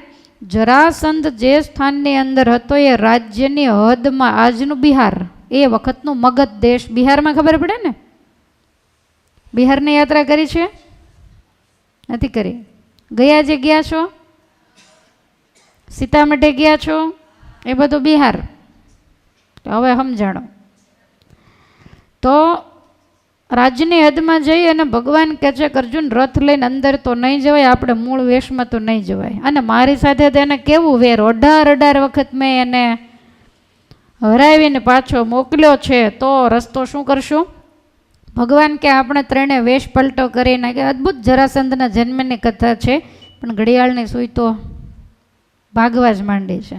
અને આજ તો મોડું કરાય જ નહીં, સૂઈ ભાગે એનો વાંધો નહીં, ટ્રેન ભાગી જાય તો સાંજે વળી બધા એને રોટલા તો દેવા ને. 11 છે કેમ? તો રોકાઈ જવું છે ને. તો ભગવાને નક્કી કર્યું કે જરાસંધ છે એ બ્રાહ્મણ ભક્ત છે, કાયમનો નિયમ, ખૂબ બ્રહ્મ ભોજનો કરાવે, બ્રાહ્મણોને મન માની દક્ષિણાઓ આપે, શિવનો ભક્ત, સવારમાં એની કલાક તો શિવ પૂજા ચાલે.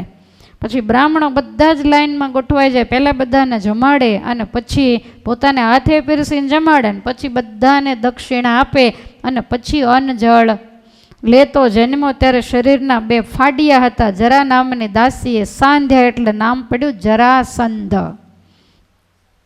અને અતિ બળવાના રાજા, જેને એક સહદેવ નામે પુત્ર હતા, બહુ ગુણિયેલ અને ભગવાનના ભક્ત હતા. અને જરાસંધ છે એ આસુરી બુદ્ધિનો હતો. તો આ ગિરિવ્રજના કિલ્લામાં એણે 20,000 ખંડિયા રાજાઓને કેદ પૂરેલા અને એ બધા જ વર્ષોથી એમાં પીડાઈ રહેલા હવે એનો પાપનો ઘડો ભરાયો એટલે ભગવાન ત્યાં પહોંચ્યા. પરમાત્માએ રથને ત્યાં જંગલમાં ક્યાંક મૂકી દીધો. અસ્ત્ર શસ્ત્ર પણ ભીમસેનના અર્જુનના બધા મુકાવી દીધા અને ત્રણેય બ્રાહ્મણનું રૂપ લીધું. ભીમસેન કહે છે પણ આમ ભગવાન કે કરવું પડે ને તમારા હાડક્યા ભાંગી નાખે એવો બળવાન છે. ત્રણેય બ્રાહ્મણના રૂપ લઈને આમ બરોબર ખેસ વળી ગયા. કારણ કે અહીંયા પેલા ધનુષ બાણના નિશાન હોય એટલે ખબર પડી જાય કે ક્ષત્રિય છે. એટલે ધોતી અને ખેસ ધારણ કરી અને બધા ત્રણેય નીકળ્યા. સવારનો સમય, બ્રાહ્મણોનું ભોજન ચાલે છે એટલે ભીમસેન કે મહારાજ પહેલાં આ કામ પતાવીએ બ્રાહ્મણ ભેગા, જેમ કાલ તમે બેઠા એમ. પંક્તિની અંદર ત્રણેય ભોજન કરવા બેઠા પણ આમ નીચું જોઈને બેઠા છે. આમ કપડાં ઓઢેલા, મોઢું બહુ તેજસ્વી, કાંઈ પણ બહુ ઊંચું જોતા નથી અને નીચું જોઈને જલ્દી જલ્દી ભોજન કરી લીધું. પછી દક્ષિણા માટે લાઈનમાં ઊભું રહેવું પડે એટલે ત્રણેય દક્ષિણા માટે લાઈનમાં ઊભા. ક્ષત્રિય ક્યારેય હાથ લાંબો કોઈની પાસે ભિક્ષાવૃત્તિ ક્યારેય એ કરે નહીં એટલે આમ નીચું જોઈ અને ત્રણેય ઊભા છે. ભીમસેન કે તમે આગળ રહ્યો, ભગવાનને કે. એટલે ભગવાન આગળ, એની પાછળ અર્જુન, એની પાછળ ભીમસેન, ત્રણેય લાઈનમાં બ્રાહ્મણોની ભેગા. કોઈને ખબર નથી, એક પછી એક આવીને આમાં હાથ લંબાવે એટલે દક્ષિણા જરાસંધ આપે. હવે ભગવાનનો વારો આવ્યો, આમ કેમ કરવું? એટલે ભગવાન તો એમનેમ જ ઊભા. એટલે જરાસંધ કહે છે કે ભૂદેવ હાથ લંબાવો, માગવું અને વળી શરમાવું શું? માટે જે જોઈએ તે દક્ષિણા આપવું. ભગવાન કહે છે કે મારે બાહુ યુદ્ધ જોઈએ છે. અને જરાસંધ કહે છે કે તું છો કોણ? બ્રાહ્મણ કોઈ દિવસ યુદ્ધ માગે નહીં અને વેશ પલટો કરીને લાગો છો તો કોઈ ક્ષત્રિય, માટે બતાવ તું કોણ છો? ત્યારે ભગવાન કહે છે કે શરમ વગરના 18 વખત મેં તને હરાવી અને પાછો મોકલ્યો ને. એ દેવકી નંદન શ્રી કૃષ્ણ દ્વારિકાનો માલિક હું પોતે છું. ત્યારે પેલો અટ્ટહાસ્ય કરતા કરતા કહે છે કહો ક્ષત્રિય થઈને દ્વારિકાના માલિક થઈને બ્રાહ્મણોને ભેગા જમી અને પાછો મારી પાસે દક્ષિણા લેવા આવ્યો છો તું? ભગવાન કે એટલા માટે તો યુદ્ધ માગું છું. હા કહે છે કે મારે તો એમ હતું કે તમે બે ભાઈઓ પેલા પ્રવર્ષણ પર્વત મેં સળગાવ્યો હોય એમાં સળગી ગયા. ભગવાન કે આ ઊભો છું ને તારી સામે, મારો ભાઈ પણ હાજર છે. એટલે આને તો એમ થયું કહો આ દુશ્મન તો હજી હાજર છે. એટલે અટ્ટહાસ્ય કરતો જરાસંધ કહે છે કે તારું શરીર જો મારું મલ જેવું મસ્તાનું શરીર જો યુદ્ધ સમોવડિયા સાથે થાય માટે તારી સાથે યુદ્ધ નહીં કરું. એટલે પાછળથી અર્જુને કીધું તો મારી સાથે કરો. તું કોણ? ભગવાન કહે મારા ફૈબાનો દીકરો ઇન્દ્રનંદન અર્જુન છે. એટલે કહે છે કે હવે તુંય સાવ નાનો કહેવાય, તારી સાથે પણ હું યુદ્ધ નહીં કરું. આ પાછળ તો કે એ પણ મારા ફૈબાનો દીકરો વાયુનંદન ભીમ, તો કે એની સાથે કરીશ કારણ કે એ શરીરે મસ્તાનો છે. પછી ભીમની સાથે યુદ્ધ કરવાનું નક્કી થયું. ભીમને કહે છે કે તું અહીં 15 દિવસ રહે અને હું તને 100 મણના ચોખ્ખા ઘીના રોજ લાડુ જમાડું ને પછી મારી જેવો મજબૂત થાય ને પછી હું તારી સાથે યુદ્ધ કરીશ. હવે વિચારો જરાસંધ કેવો મજબૂત હશે. ખૂબ ભીમને જમાડ્યો 15 દિવસ અને પછી નગરની બહાર મોટું મેદાન તૈયાર કર્યું અને એમાં યુદ્ધનું નક્કી કર્યું. અર્જુન ભગવાન એ પણ યુદ્ધ જોવા માટે ગોઠવાયા. આખું નગર ગોઠવાઈ ગયું અને બંનેની વચ્ચે ગદા યુદ્ધ ચાલ્યું. પહેલાં બાહુ યુદ્ધ ચાલ્યું, પછી ગદા યુદ્ધ ચાલ્યું. એક પછી એક દિવસ ગયા, 27 દિવસ ચાલ્યું. સાંજ પડે ને ભીમસેનના હાડકા ખોખરા થઈ જાય. ભગવાનને કે હું કાલ નહીં જાઉં. ભગવાન કે જવું જ પડશે, અમારી હારત ના પાડીશ. વળી પાછા ભગવાન કરુણા દ્રષ્ટિ કરે ને સરખું થાય એટલે સવારે પાછું જોમ ચડે ને વળી જાય. એમ કરતાં કરતાં 27મા દિવસે તો ભીમસેનને આંખો ચડી ગઈ. ભગવાનને પ્રાર્થના કરી છે કે હે પરમેશ્વર હવે તમે કાંઈક કૃપા કરો. ભગવાન કહે છે કે યાદ રાખો એનો જન્મ થયો ને ત્યારે એ 2 ફાડિયા જન્મેલા ને પછી એને સાંધવામાં આવ્યો છે તો એનું મૃત્યુ એવી રીતે થાય કે એના શરીરના તમે 2 પગ પકડી અને 2 ટુકડા કરી અને ફેંકી દો તો જ એનું મૃત્યુ થાય, બાકી એને કોઈ મારી શકે એવું છે નહીં. માટે આવું કાંઈક કરો. એટલે ભીમસેને બીજે દિવસે સાંજે એના 2 ટુકડા કરીને ફેંકી દીધા. પછી ભીમસેનને એમ કે હવે કામ પત્યું. બે ટુકડા ઘસડાતા ઘસડાતા આવીને ભેગા થઈ ગયા ને ગદા લઈને થયો ઊભો. અને એવો ખીજાયેલો, ભીમસેનના હાડકા ભાંગી નાખ્યા. ભીમસેન તો કાળી ચીસ પાડી અને યુદ્ધમાંથી ભાગ્યા. ભગવાનને કહે છે કે આ તમે જરાસંધને મારવા આવ્યા છો કે મને? તમે આ મરાવી નાખશો મને આમનામ? આ એક મારું હાડકો જુદું પાડી દીધું. ભગવાન કહે છે પણ તમે મારી વાત પૂરી સાંભળી જ નહીં. મેં એવું કીધું કે એના શરીરના 2 ટુકડા કરીને ફેંકી દેજો એટલે તમે હાલતા થયા. પછી પાછળનું સાંભળવું જોઈએ ને. શું પાછળનું? તો કે એ ટુકડા નામ ફેંક્યા પછી માટીનું વચ્ચે શિવલિંગ બનાવવાનું, તો એ ટુકડા ભેગા ન થાય. અને આ જન્મની કથા જ એ રીતની છે, માટે આટલું કરો તો થાય. ભીમસેન કે આજ તો મને બીક જ બહુ લાગે છે. ભગવાન કહે છે કે જાઓ, નહીં વાંધો આવે. ત્યારે ભીમસેન કહે છે કે મહારાજ જો હવે મને વધારે માર્યો ને તો પછી હું તમને બાજી પડીશ, હું તમારી હારે યુદ્ધ કરીને તમને મારીશ, માટે હવે તો માર ખાવ એવી મારામાં કેપેસિટી નથી. ભગવાન કહે છે કે જાઓ, કાંઈ વાંધો નહીં. વળી પાછું યુદ્ધ ચાલુ કર્યું ને બાહુ યુદ્ધ ચાલે, પણ આને પછાડીને 2 ચીરિયા કરે નહીં. ભગવાનને ઝાડનું પાન તોડી અને આમ શાન કરી કે આવી રીતે કરો તો આનો છેડો આવશે. 2 પગ ઝાલીને 2 ટુકડા કરીને 2 દિશામાં ફેંકી. અને જરાસંધે શિવ ભક્ત અને ભીમસેન પણ શિવ ભક્ત એટલે તરત જ મોટું માટીનું શિવલિંગ કરી અને ભીમસેને વંદના કરી અને જરાસંધનું પ્રાણ પંખેડું ઉડી ગયું. બધાય ત્રણેય ભેગા મળી અને જરાસંધના રાજમહેલે આવ્યા. અને જરાસંધના દીકરા સહદેવ બહુ ગુણિયેલ અને ભગવાનના ભક્ત હતા. સહદેવ કહે છે કે મહારાજ તમે જે કર્યું એ બરોબર જ છે. 20,000 રાજાઓને કેવા વર્ષોથી પીડે છે. ભગવાને જય ગિરિવ્રજના કિલ્લાને તોડી નાખ્યો, તમામ રાજાઓને છૂટા કર્યા. ભગવાન કહે છે ખોટું અભિમાન રાખશો નહીં, અમારા સ્વરૂપને યાદ રાખી અને સતત અમારું સ્મરણ કરજો. ન્યાય નીતિથી તમે રાજ કરજો. તમે ખંડિયા રાજાઓ હતા છતાંય પ્રજાનું શોષણ કરતા, ન્યાય નીતિ નહોતા રાખતા ને એનો આ તમને મેં દંડ આપ્યો છે. તમામ રાજાઓને પરમાત્માએ છૂટા કર્યા અને સહદેવે ભગવાનને ગાદી ઉપર બિરાજમાન કર્યા કે મારા પિતા તો દુષ્ટ હતા, ગાદીને તમે પ્રસાદીને કરો. ભગવાન બિરાજમાન થયા. સહદેવનો ભગવાને રાજ્યાભિષેક કર્યો. ભગવાન કહે છે કે સહદેવ આ યુધિષ્ઠિરને ત્યાં રાજસુ યજ્ઞ છે, માટે તમારે પણ યજ્ઞની અંદર આવવાનું છે. એટલે સહદેવ પણ ચડી સવારીએ યજ્ઞની અંદર પધાર્યા. તમામ રાજાઓ જીતાઈ ગયા છે. શુકાચાર્ય કહે છે કે રાજા, યજ્ઞની શુભ શરૂઆત થઈ. યુધિષ્ઠિરે ભગવાનને પ્રાર્થના કરી કે મહારાજાની શરૂઆત કેવી રીતે કરવી. ત્યારે બ્રાહ્મણો કહે છે કે એમાં પહેલી કોઈ સારા માણસની પૂજા કરવી જોઈએ અને પછી આની શરૂઆત થાય. ધર્મરાજા કહે છે કે દ્વારિકાના માલિક કરતાં વધારે સારું તો ક્યાં લેવા જવું, માટે પહેલી પૂજા આપણે એમની કરીએ. વ્યાસ, ભરદ્વાજ, ગૌતમ, સુમંતુ, અસિત, વશિષ્ઠ આવા બધા મોટા મોટા ધુરંધર ઋષિમુનિઓ બેઠા છે. અને ધૃતરાષ્ટ્ર પણ તમામ દીકરાઓ સહિત આવ્યા. વિદુરજી છે, ભીષ્મ, કૃપાચાર્ય બધાને યજ્ઞની અંદર બોલાવ્યા છે. અને એ વખતે ચર્ચા ચાલી કે પહેલી પૂજા કોને કરવી. ધર્મરાજાએ તો વિચાર્યું પણ નિર્ણય એને લેવાય નહીં, એટલે ધર્મરાજાએ વાત મૂકી પહેલી પૂજા કોની કરશું. ત્યારે જરાસંધનો દીકરો સહદેવ ઊભો થઈને કહે છે કે દ્વારકાધીશની કરો. અને આ જ્યાં સાંભળ્યું ત્યાં આ યજ્ઞની અંદર શિશુપાળ આવેલો. એટલે શિશુપાળ એકદમ ઊભો થઈને કહે છે કે દ્વારકાધીશની પૂજા હોતી હશે, એની તો મને ખબર છે, એમ કહી અને ન કહેવાના શબ્દો માંડ્યો.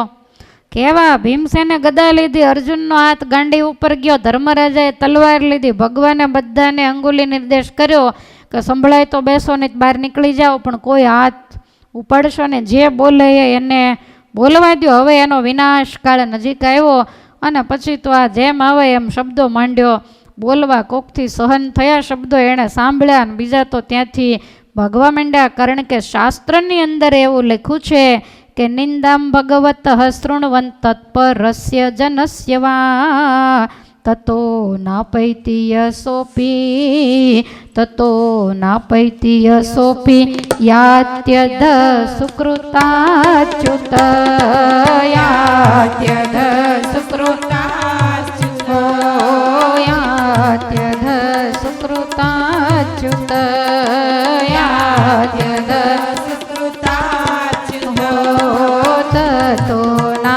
પૈતિયસોપી યાત્યધ સુકૃતાચ્યુત તતો નાપેતિયસોપી યાત્યધ સુકૃતાચ્યુત યાત્યધ સુકૃતાચ્યુત યાત્યધ સુકૃતાચ્યુત નિંદાં ભગવત શૃણવन् તત્પરસ્ય જનસ્ય વા નિંદાં ભગવત શૃણવાન તત્પરસ્ય જનસ્ય વા તત્પરસ્ય જનસ્ય વા તત્પરસ્ય જનસ્ય વા તતો નાપૈતિયસોપી યાત્યધ સુકૃતાચ્યુત તતો નાપેતિયસોપી યાત્યધ સુકૃતાચ્યુત યાત્યધ સુકૃતાચ્યુત યાત્યધ સુકૃતાચ્યુત. જાગો છો ને? તો ભગવાનની નિંદા અથવા તો આમાં લખ્યું કે તત્પરસ્ય જનસ્યવા, ભગવાનની, ભગવાનના ભક્તની, ભગવાનના સાધુ સંતોની ક્યાંય પણ નિંદા થતી હોય તો ત્યાંથી ડાયા માણસે જો જવાબ દેવાય તો એને જડબાતોડ જવાબ દઈ દેવો, અને દેવાનો વેત ન હોય, એની પાસે આપણું ચાલે એવું ન હોય તો સભા છોડીને ચાલી નીકળવું. પણ એ નિંદાને ક્યારેય સાંભળવી નહીં. જો સાંભળે, હા હા કરે ને લોલે લોલ કરે તો નિંદા કરનારાને જેટલું પાપ લાગે એટલું સાંભળનારાને અને લોલે લોલ કરનારાને લાગે. જો આ સભાની અંદર શિશુપાલે ભગવાનની નિંદા ચાલુ કરી, કોઈક સભા છોડીને જતા રહ્યા, કોઈક કાનમાં આંગળીઓ નાખીને સભામાં બેસી રહ્યા, પણ પરમાત્માની નિંદા સાંભળી નથી, એક પછી એક અપરાધ માંડ્યો કરવા. આ શિશુપાલ ભગવાનને સગા ફઈબાનો દીકરો થાય. હગા નડે એટલું કોઈ નડ્યું નથી. આજ સુધી આ બધી પરંપરાઓ, તમારા ઘરમાં કાંઈક સરખું ચાલતું હોય ને કાંઈક ઉપાધિ આવે તે સળી કરનારા અંદરના જ હોય, બહારના કોઈ હોય જ નહીં. તમારું પરિવારનું સુખ જોઈ અને કોઈક દિવાસળી મૂકનારું હોય, તમે ઊંડી તપાસ કરશો તો બહારનું કોઈ, બહારનાને આપણે અરે ઈર્ષ્યા જ ન હોય, ઈર્ષ્યા અંદરવાળાને જ હોય. તો આ રીતે એક પછી એક શબ્દ બોલે, એના ફઈબાનો દીકરો થાય અને ભગવાન કરતાં આમ ઘણો નાનો. એટલે એ જ્યારે જન્મ્યો ને ત્યારે એને બધાને બે આંખ હોય ને, એને એક અહીંયા ત્રીજી આંખ હતી. શિવજીને કેમ ત્રિનેત્ર, એને આમ ઊભું હોય અને આમ આડી, તો ત્રણ આંખવાળો. એટલે હવે ચેદી દેશના રાજા ધમઘોષ એનો એકનો એક દીકરો, અને ત્રણ આંખવાળાને પછી ત્રણ આંખવાળી દીકરી ક્યાં ગોતવા જેવી, અને એમ કોઈ આવે નહીં ને. એટલે એને માને બહુ ચિંતા માંડી થવા કે આ તો કંઈક નવીન લાગે છે. અને ઋષિમુનિઓ એને આંગણે બધાએ આવતા હોય, રાજા હતો એટલે રાજકુમારે નામકરણ બીજું ત્રીજું કરવા, તો એમાંથી કોઈકને એની માએ પૂછ્યું કે આનું શું કરવું, આ કપાળમાં એક ત્રીજી આંખ એનું. ત્યારે એવું કીધું કે તમારે આંગણે જે કોઈ સગાવાલા આવે, સાધુ સંતો આવે, ત્યાગી તપસ્વી કોઈ પણ તમારે આંગણે આવે ને એના ખોળામાં તમારે એને બેહાડવાનો, અને જેના ખોળામાં એને બેસાડો ને ત્રીજી આંખ ખરી પડે એના હાથે આનું મૃત્યુ હશે.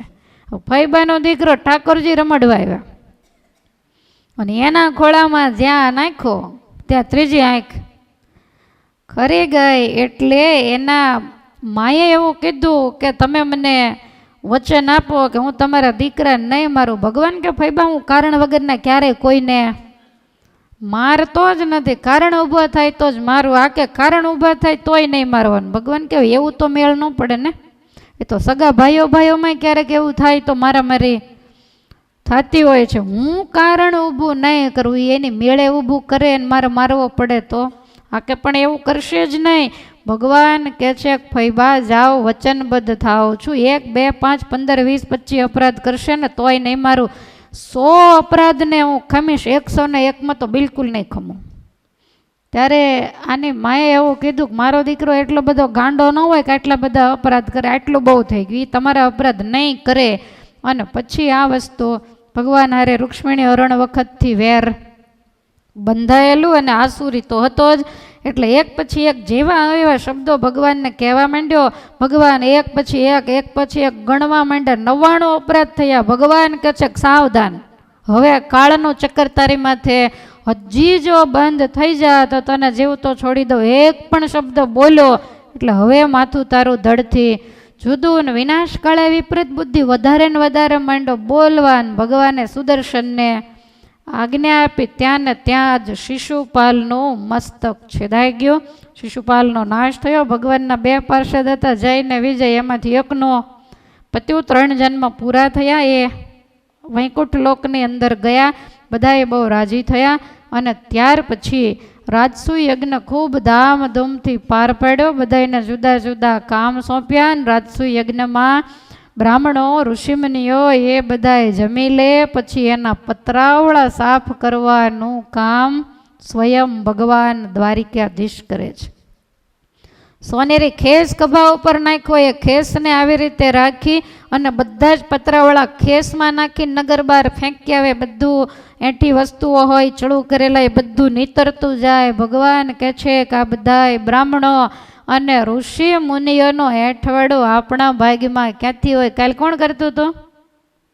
ખુરશી ઉપર બેસીને એક બેને ઘણા બધા સમય સુધી, ના એ પણ નહીં, એ જતા રહ્યા ને બેઠા બેઠા બહુ સમય પછી મેં કીધું હવે એમને ઊભા કરીને બીજા લાભ લો, એ બધું પૂન નાખશે ક્યાં એટલું બધું?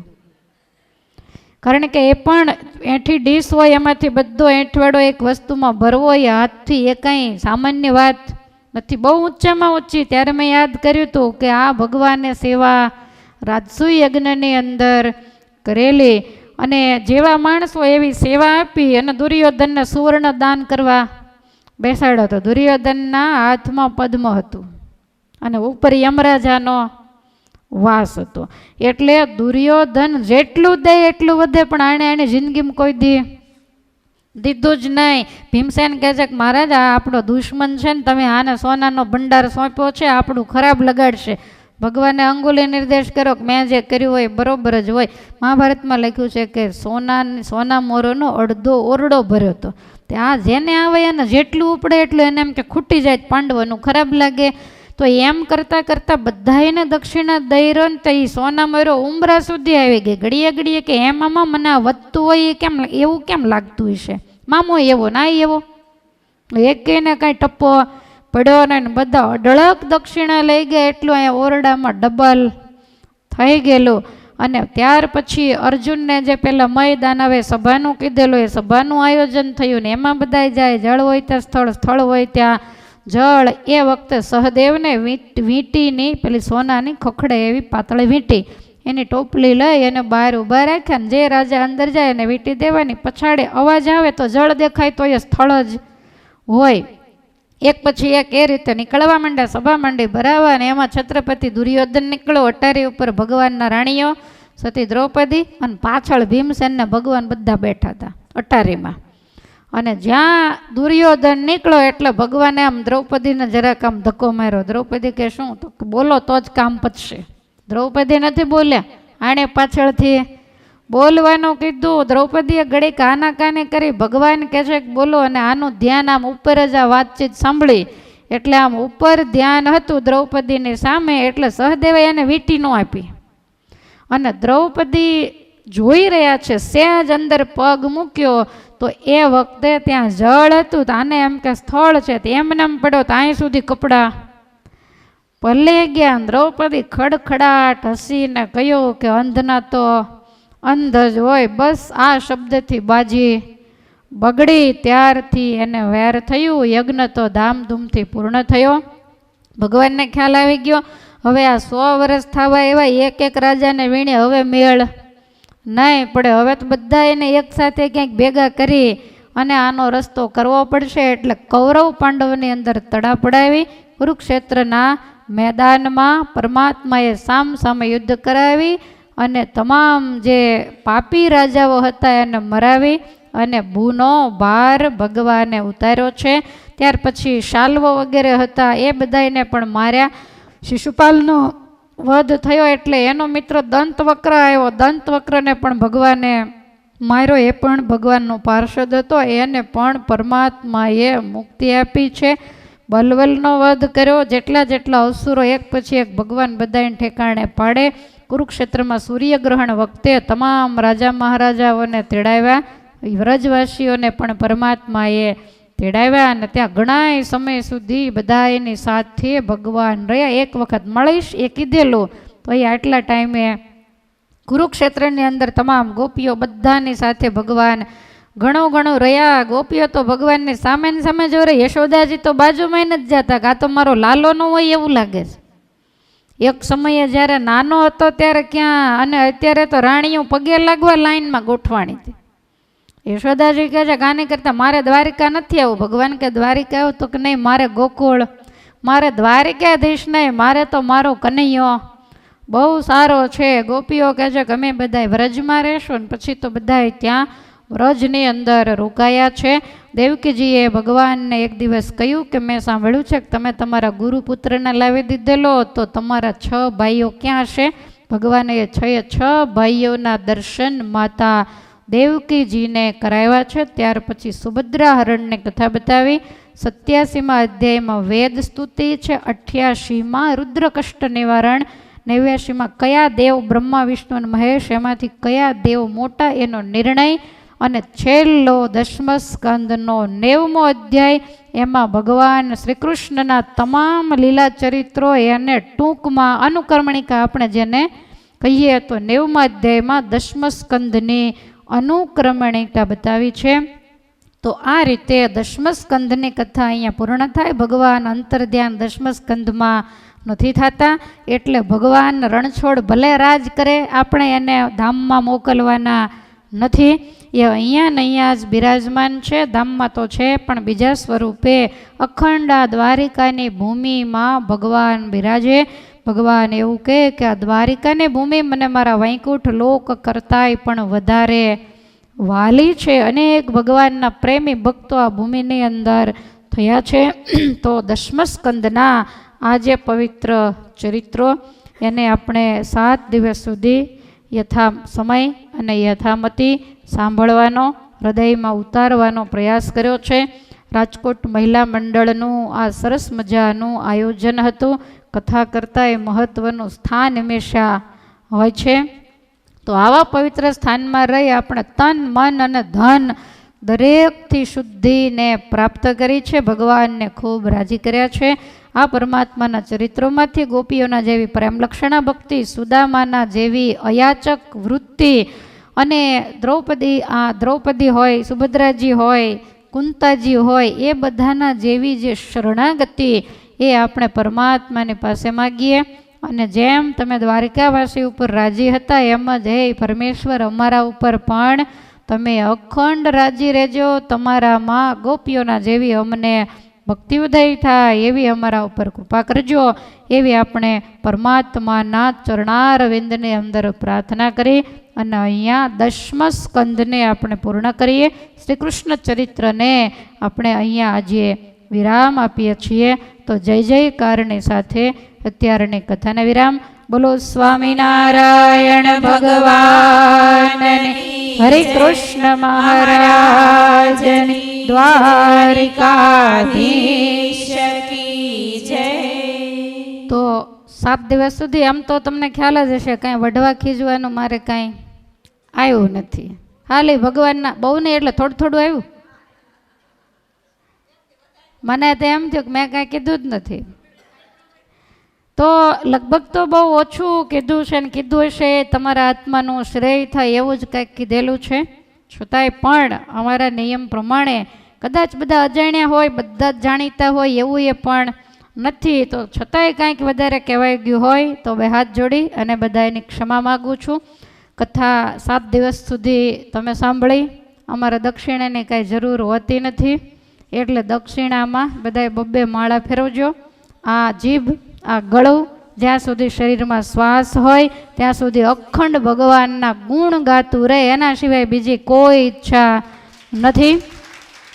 સ્વામિનારાયણની ચૂંદડી ઓઢી એટલે એમાં પછી કાંઈ કોઈ વસ્તુ ઘટે નહીં. જેતપુરમાં સત્સંગીના રોટલા માંગ્યા તો સાધુને ન મળે, પણ ભગવાનના ગુણ ગવાય જે માટે સાધુ થયા છીએ, અને આ સાધુતા સાર ધાર પાર ઉતરે, તમામ સત્સંગને, ભગવાનના ભક્તોને, મહારાજને રાજી કરી શકીએ એવું બળ ભગવાન આપે અને કંઠ સારો રહે એના માટે દક્ષિણામાં બધાએ બબ્બે માળા કરજો, ટ્રેનમાં કરી નાખજો. આપણે પણ કાયમ અમે ભગવાનના ગુણ ગાતા રહીએ, તમને સંભળાવતા રહીએ, નવા નવા શાસ્ત્રો, નવા નવા ઇતિહાસો, જીવન જીવવાની રીતિ તમને પણ અમે બતાવતા રહીએ.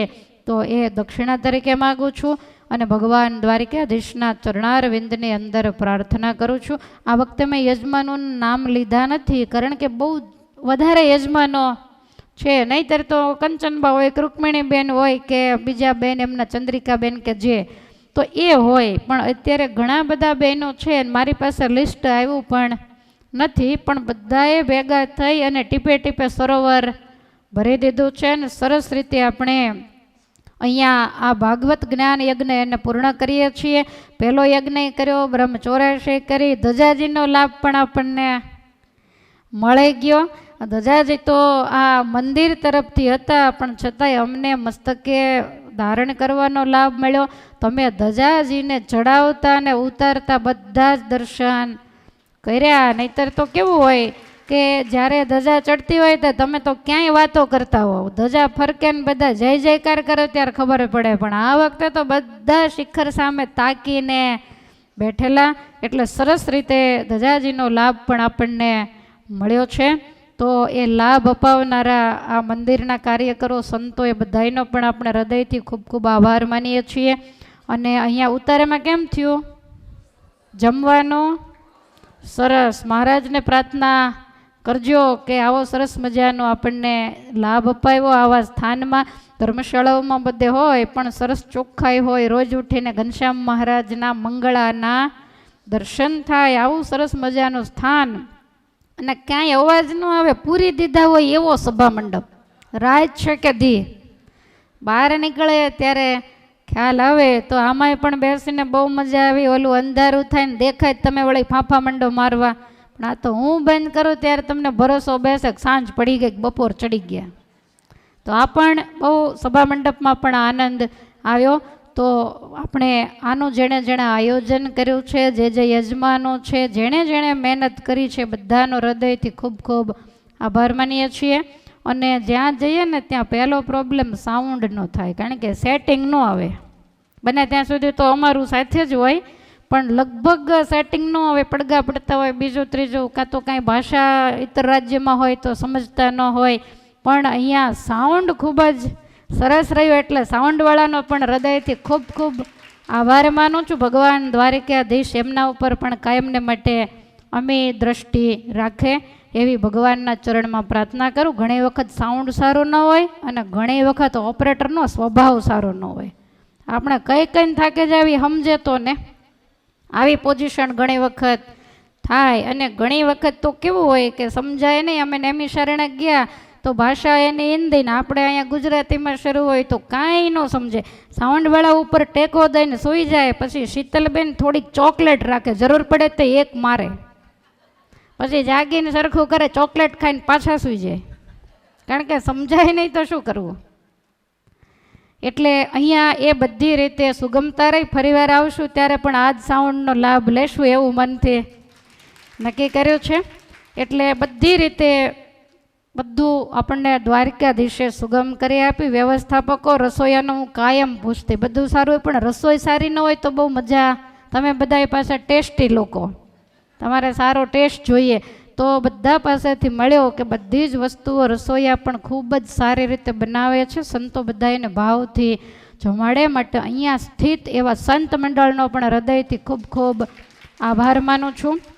અને તમારો બધાનો પણ હૃદયથી ખૂબ ખૂબ આભાર માનું છું. તમે આયોજન કર્યું, અમે આનાકાની ઘણી કરી, પણ માનવ જાણે હું કરું, કરતલ બીજો કોઈ, આદરા અધવચ રહે, પણ આ હરી કરે સો હોય. એટલે ભગવાનની ઈચ્છાથી આ કામ આપણે સરસ રીતે જ્ઞાન યજ્ઞ એને પૂર્ણ કર્યો છે. અમારા કેમેરામેન હોય, તબલાવાળા, જે આ અમારી સંગીત મંડળી, આમ તો અમારી રામ ટોળી છે, હું ગાઉં એવું જ વગાડે, કાંઈ લાંબો ફેર તો એ બધાનો સંહિતા પાઠમાં ભૂદેવ બેન બેઠા છે, બધાના સાથ સહકારથી સવારે તમને જે પૂજન કરાવે છે ગોરદાદા આપણને કાલે કેટલો સરસ મજાનો યજ્ઞ કરાવ્યો, સરસ સ્પષ્ટ શુદ્ધ મંત્રોચ્ચાર સાથે વિધિપૂર્વક આપણને યજ્ઞ કરાવ્યો, તમને પૂજન કરાવ્યું. તો એ ભૂદેવનો પણ હૃદયપૂર્વક ખૂબ ખૂબ આભાર માનું છું. કારણ કે અમારા યજમાનોને વળી આભાર માનતા આવડે કે કદાચ ન આવડે, આપણે કાંઈ સભાપતિ હોય નહીં, બધું જ ઘરનું. એટલે બધા એનો હૃદયપૂર્વક ખૂબ ખૂબ આભાર. અમારી સાથે પણ જે હરિભક્તો આવ્યા છે, રાજકોટથી પણ જે હરિભક્તો સેવામાં આ બધી વ્યવસ્થા કરવા માટે આવ્યા છે, બધા એનો રૂક્ષ્મિણી વિવાહના યજમાનોનો પણ હું અહીંયા નામ નથી લેતી, પણ એમનો પણ હૃદયથી ખૂબ ખૂબ આભાર માનું છું. કંચનબા અને રૂકમણીબેન સામે સામે હતા, પછી જે કર્યું એ પણ બે યજમાનોનો હૃદયથી ખૂબ ખૂબ આભાર. જેટલા જેટલા આમાં જોડાયા છે, જેણે જેણે જે રકમ લખાવી ફૂલને કે ફૂલની પાંખડી રૂપે, એ બધાયનું પણ પરમાત્મા ખૂબ ખૂબ મંગલ વિસ્તારે એવી પરમાત્માના ચરણમાં પ્રાર્થના કરી અને અહીંયા હું કથાની પૂર્ણાહુતિ જાહેર કરું છું. બોલો સ્વામિનારાયણ ભગવાનની, હરિકૃષ્ણ મહારાજ, દ્વારિકાધીશ કી જય. હવે 2 મિનિટ હરિનામ સંકીર્તન. તમને જે ચોકલેટ આપવામાં આવે છે એ સારંગપુરમાં શતામૃત મહોત્સવ થયો અને હનુમાનજી મહારાજના પ્રાગટ્યોત્સવની અંદર જ્યારે ચોકલેટનો અન્નકૂટ હતો, એની આ પ્રસાદીની ચોકલેટ છે. તમને વળી એમ થાય પૂર્ણાહુતિમાં ચોકલેટ કેમ, પણ દાદાનો પ્રસાદ છે એટલે બધા એને એક એક આપવામાં આવે છે. 2 મિનિટ હરિનામ સંકીર્તન. એક નાનું એવું કીર્તનનો પદ બોલીએ અને પહેલાં આ કથાનું શ્રવણ અને કીર્તન એ હું ભગવાનના ચરણારવિંદની અંદર અર્પણ કરાવું છું. બધા એક સાથે બોલજો. કાયેન વાચા મનસેન્દ્રિયેર્વા બુદ્ધ્યાત્મના વા પ્રકૃતિર્સ્વભાવા કરોમિ અદ્ય સકલા પરસ્મૈ નારાયણાય સમર્પયામિ.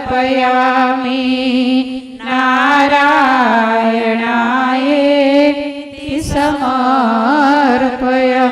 બોલો દ્વારિકાધીશ કી